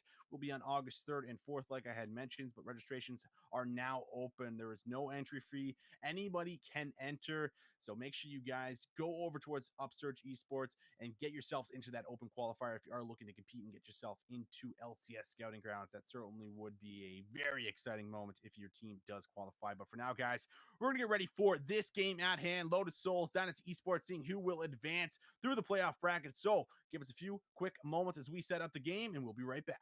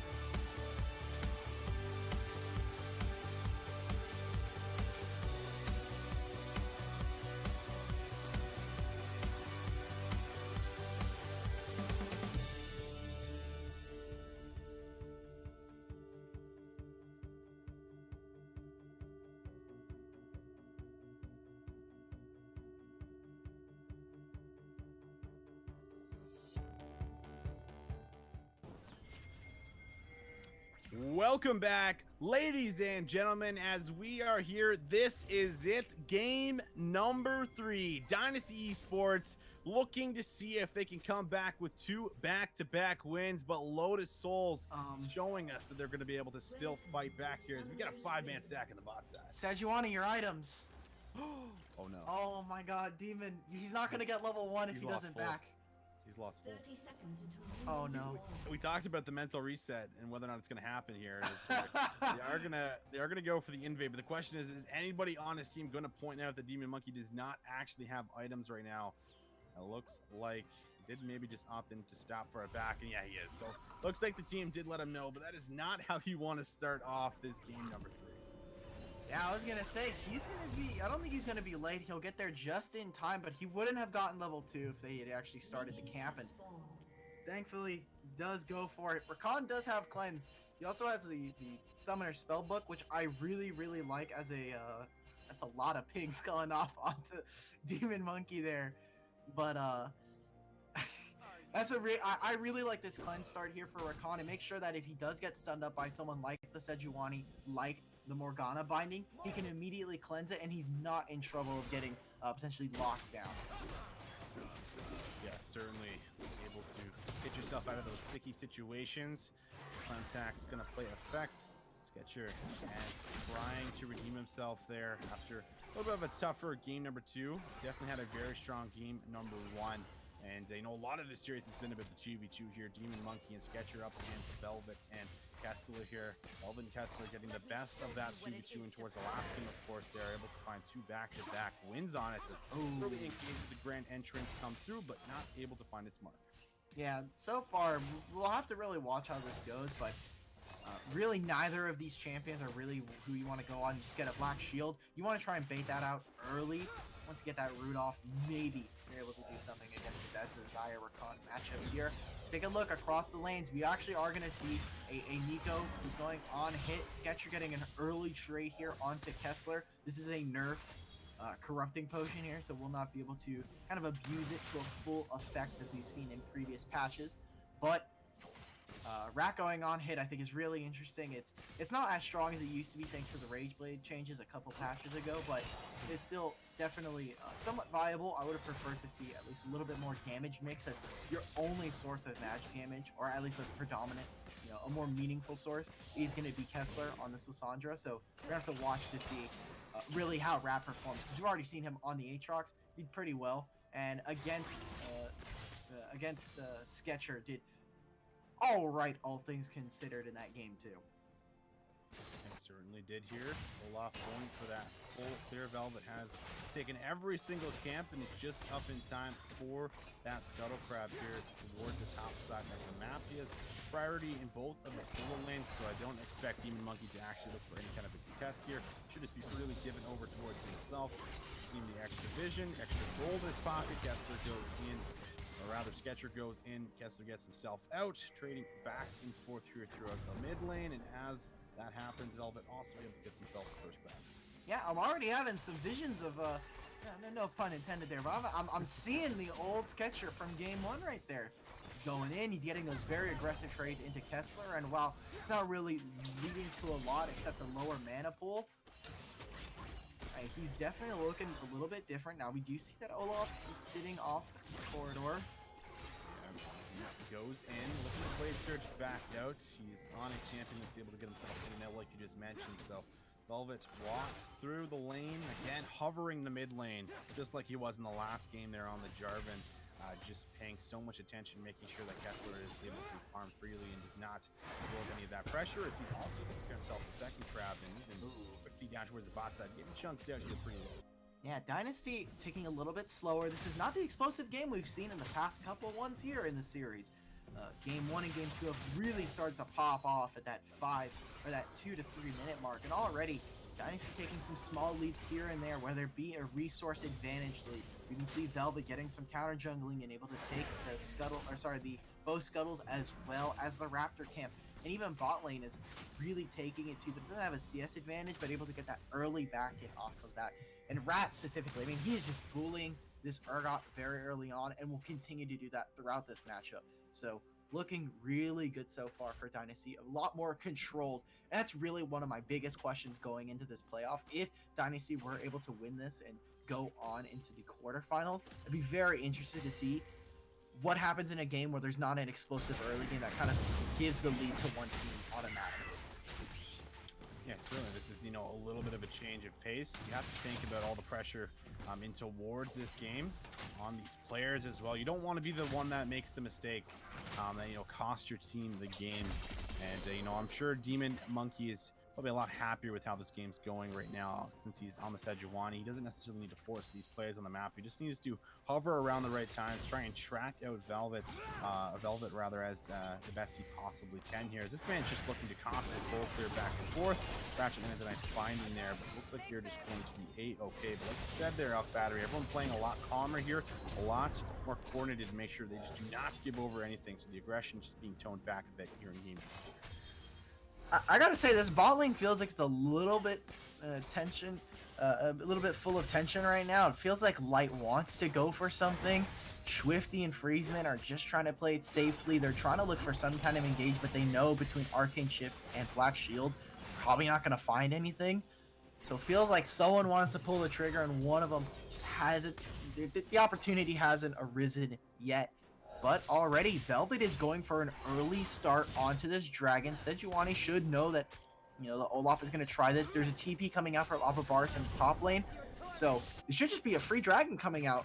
And then the first one is going to be a Cloud Drake again. So, really good job from Dynasty if they are able to pick this up. Yeah, this is just playing around the lanes very effectively here. And like you said, the Air Dragon goes down for themselves. And that's just a free objective that gets taken there by Velvet, who's very healthy on the Olaf. You see some trading coming through. Light going a little bit aggressive there with the Ezreal, showing off some of that poke, as we are just going to see Demon Monkey hover around his bot lane to make sure there's no kind of gank that follows up after that dragon. And does not look like anything is going to happen as he runs back towards his jungle, and both of these junglers look to keep farming up. Really, so far, Velvet has done an amazing job. It feels a little bit weird because Demon Monkey, he sits back. He's sitting on a lot of gold, about 1,000 right now. And he ends up just going for his Krugs. And he already has done his Raptors. He's not going to be able to get that Scuttle, which already went over to Velvet. And now Velvet just has perfect timing on his camps to just roam all the way to the top lane. Doesn't have time, or is not wasting time right now. And so far, Velvet, we haven't really talked too much about pathing other than some early kind of modifications to some of these games, but coming into perfect rebounded camps, timed almost exact, really great here for Velvet. He's able to just stay on the map for much longer. He doesn't have a Predator or anything like that, so he's not going to look for that early back. And now he can just go into red, into Krugs, and even potentially start to threaten for a top lane gank, or maybe if Kessler wants to come back into this lane, they do look for something, as the level 6, or the ultimate, is available for Kessler. That's what things certainly get a little bit scarier. When you start playing around those sidelines, able to take advantage of locking down one member and chaining that CC. You see a little bit of aggression go on towards Light here, forcing him away, having to just reset.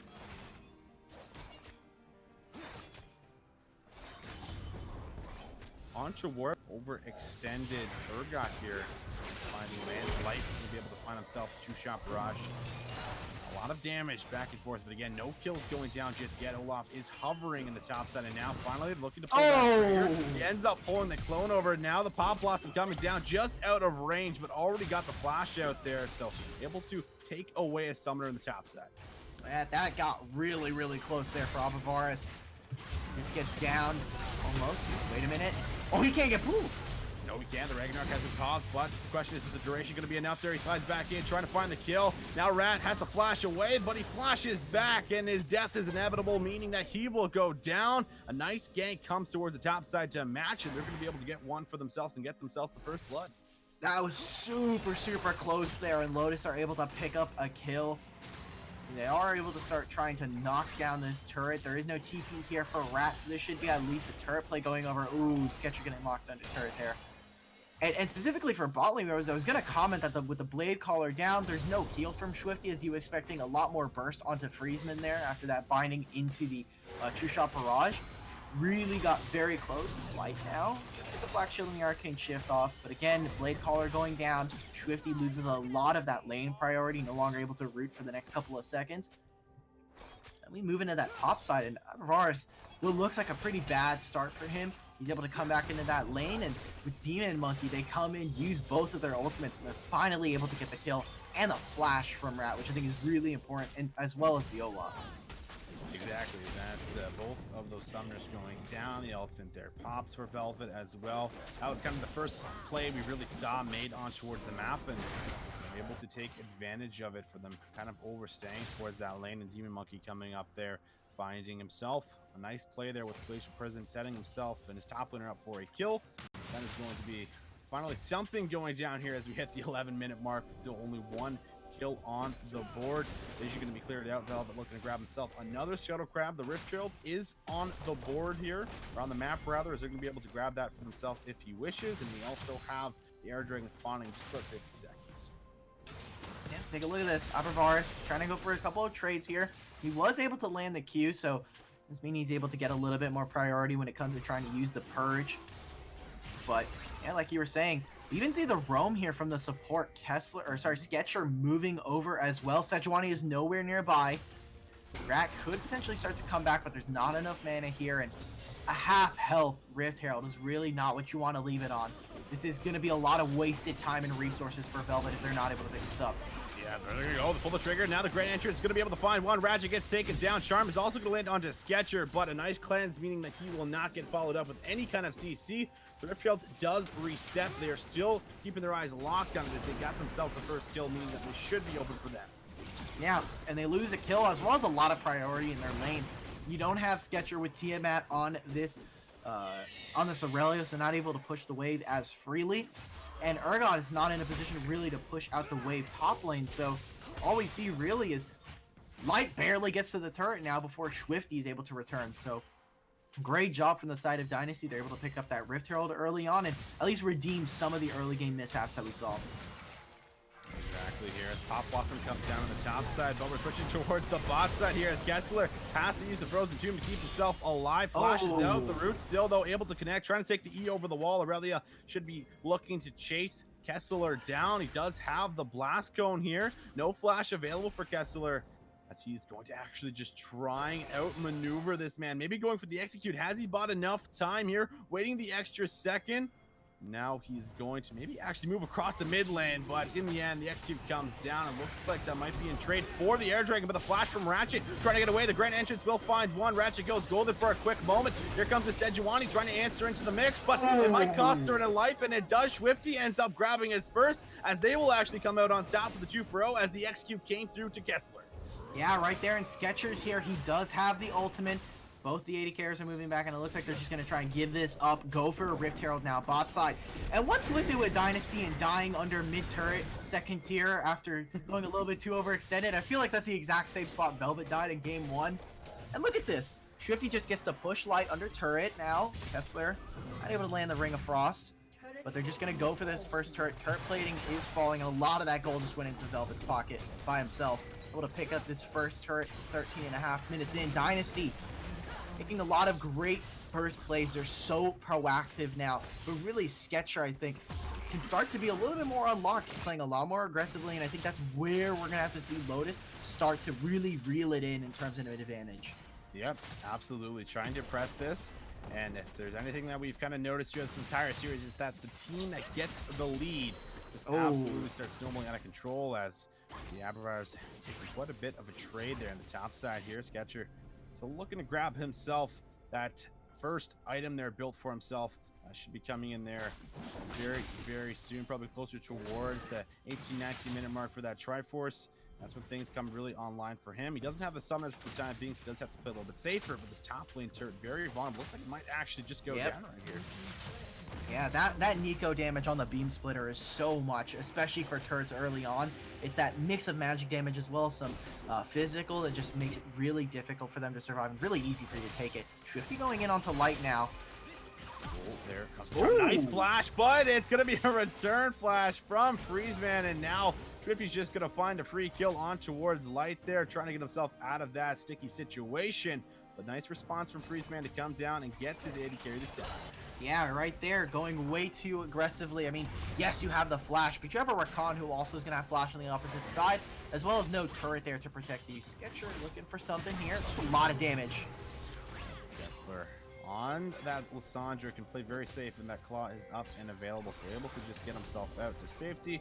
And I'll probably look in for that reset here with Freezeman just looking to drop some vision, just playing and toying with the mid laner and support here for the side of Lotus Souls, just waiting for that Oracle lens to actually expire so we can drop some more of that vision if he has to. The Air Dragon, however, is alive yet again, and one has already been secured here for Dynasty.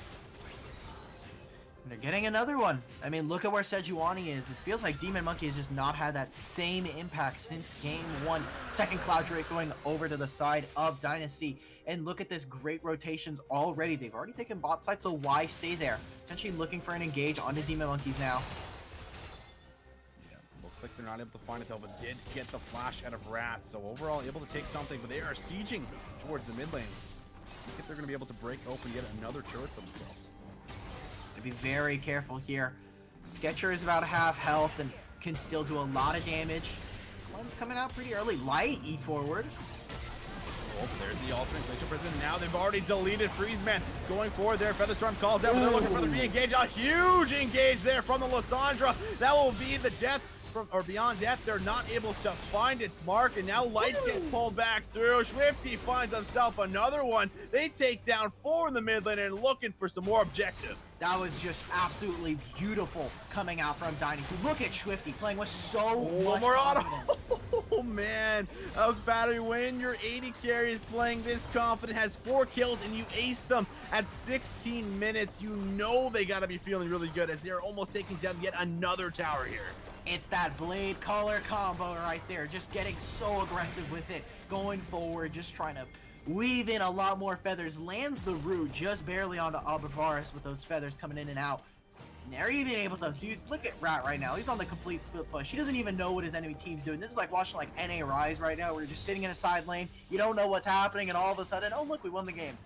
Gotta love it. Rat's just on the side, getting that second tier turret, and that's a lot of turrets all of a sudden here for Dynasty. 5 turrets to 0 yet again, almost 18 minutes into the game here. Looking really good for Dynasty in this last game. Looking a lot more controlled and a lot more reserved, but still very, very strong and still looking to go for those kill shots when they can find it. Yeah, we've already seen this storyline through game number 1 and 2, but I might have to hold that thought. They are looking for a kill. It actually looks like Rat's going to use the pop blossom here. He might have got himself out of harm's way. He's going to get rooted up in that animation. He is still all alone, but Freezeman looking to back him up, and now Demon Monkey is going to go down here. Rat just juking out the team. Here comes the Lissandra. Kessler is going to lock down Sketcher as they have found themselves yet 2 more kills on the top side, looking to extend this lead here. This is going to be huge, but Velvet looking for a 1v1 of his own. Does have the Ragnarok, looking to pick up that axe yet again. The Conqueror is proc, looking to grab one more, and he does, and this is just such a difficult situation here if you're Lotus Souls. They're already pushing onto inhibitor turrets. It's only 18 minutes in. They do have a lot of their ultimates still available. This should just be an inhibitor going over to the side of Dynasty. And while this is looking a lot more reserved, this is looking a lot close. This is not even looking close now for the side of Lotus Souls.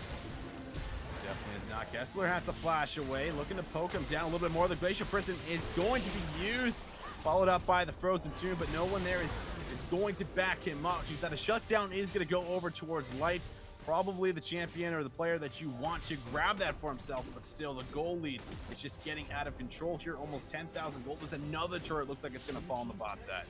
We are 19 minutes in, and there are no tier 2 turrets. There's only inhibitor turrets, and one of them's gone now. So you're sitting at 2, 7-0 when it comes to those objectives. 19.5 minutes in, Dynasty are absolutely wiping the floor with Lotus. And I mean, Velvet said, all right, Rat gave him the baton. He said, hey, you want to go to a side lane and kill Abravaris? He said, all right, bet. And Velvet comes through, Ragnarok's in, able to kill the Urgot in the side lane. And this is one of the questions that I had is, why are we seeing so much prominence of Urgot when a lot of this is kind of dropped off, does get poked out by the prevalence of someone like Nico in top lane. He's really kind of a really bad matchup. We even see that he's completely dropping the Rage Blade and going for a Bork into the Rapid Fire Cannon. So already we're seeing Dynasty kind of adapt a little bit, and definitely a lot is coming from Velvet and Swifty. Kessler's doing about Lissandra things that we're expecting, but take a look at these score lines: 306, 604 for the Olaf and the Xayah respectively.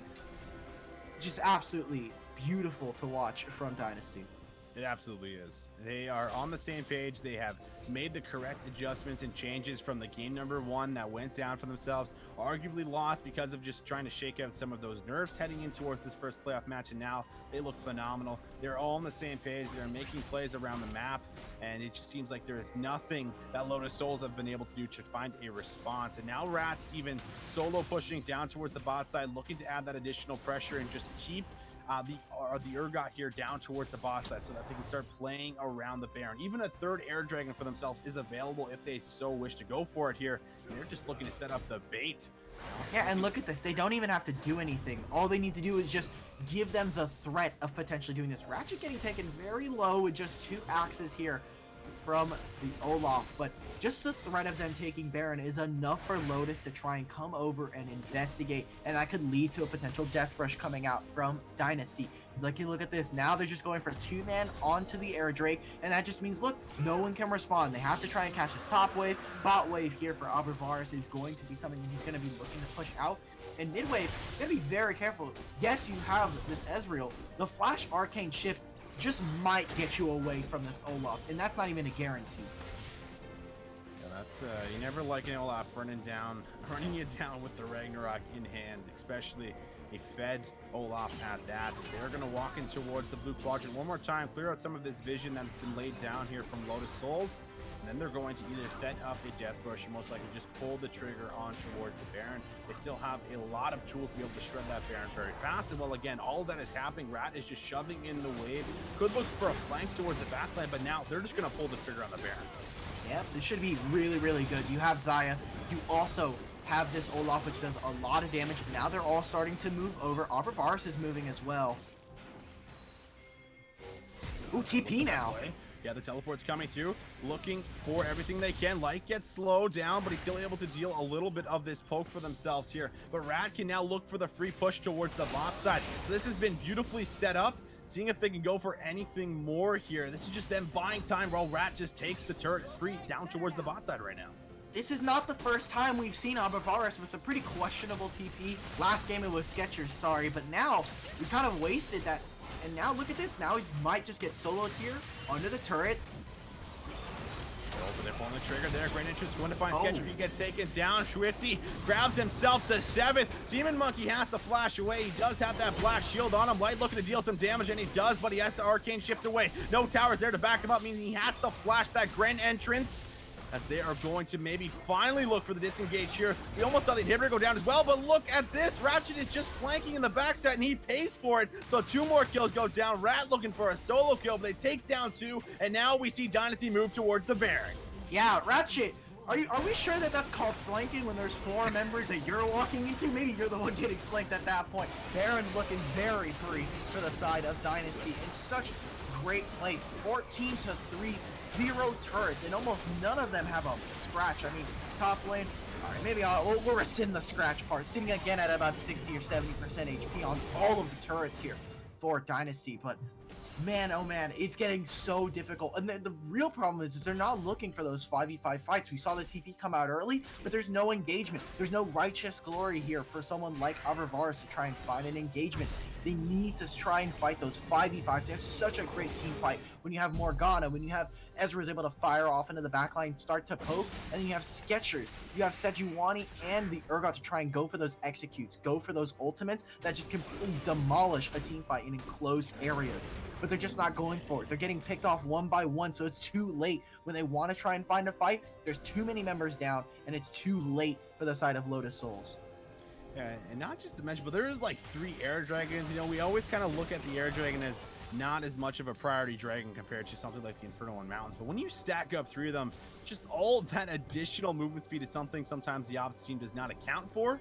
And now we're going to be moving in towards the mid lane here, seeing if they can break open the base, take down yet another inhibitor towards the mid lane. The supers are pouring down towards the bot side here. They just need to wait patiently, use their macro correctly so that the wave shoves in, someone comes down to deal with it, and then they look for the dive. Then they press their advantage here. But it could just be one team fight away before Dynasty ends up advancing to the next round. Yeah, this is looking pretty clean from them right now. All they need to do is just push in the top wave. Bot wave is starting to trickle into that. Bot wave, someone needs to answer this. It's very hard. Here we go, looking for a potential start to the fight. Yeah, the third inhibitor looks like it's going to fall. They have to pull a trigger at some point in time. Two-shot barrage going to deal a little bit of damage, but nothing significant.